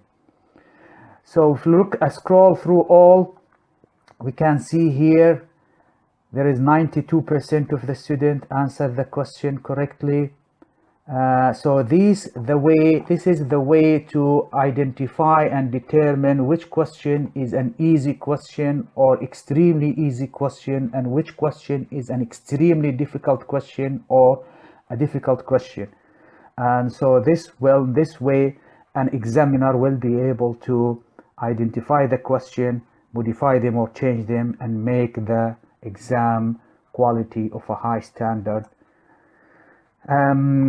for the students. And to transfer this table, I'm going to export this table into Excel and save it as an Excel file. And the way to do that is to click on the table as it's highlighted in yellow, and then right click on it, and there is a function for export. Click on that export, and I'm going to export that table into Excel, which is 2007 and higher, and I'm going to save that in the folder for YouTube under exam questions, and I'm going to save it here as item difficulty. Choose the item difficulty here and save.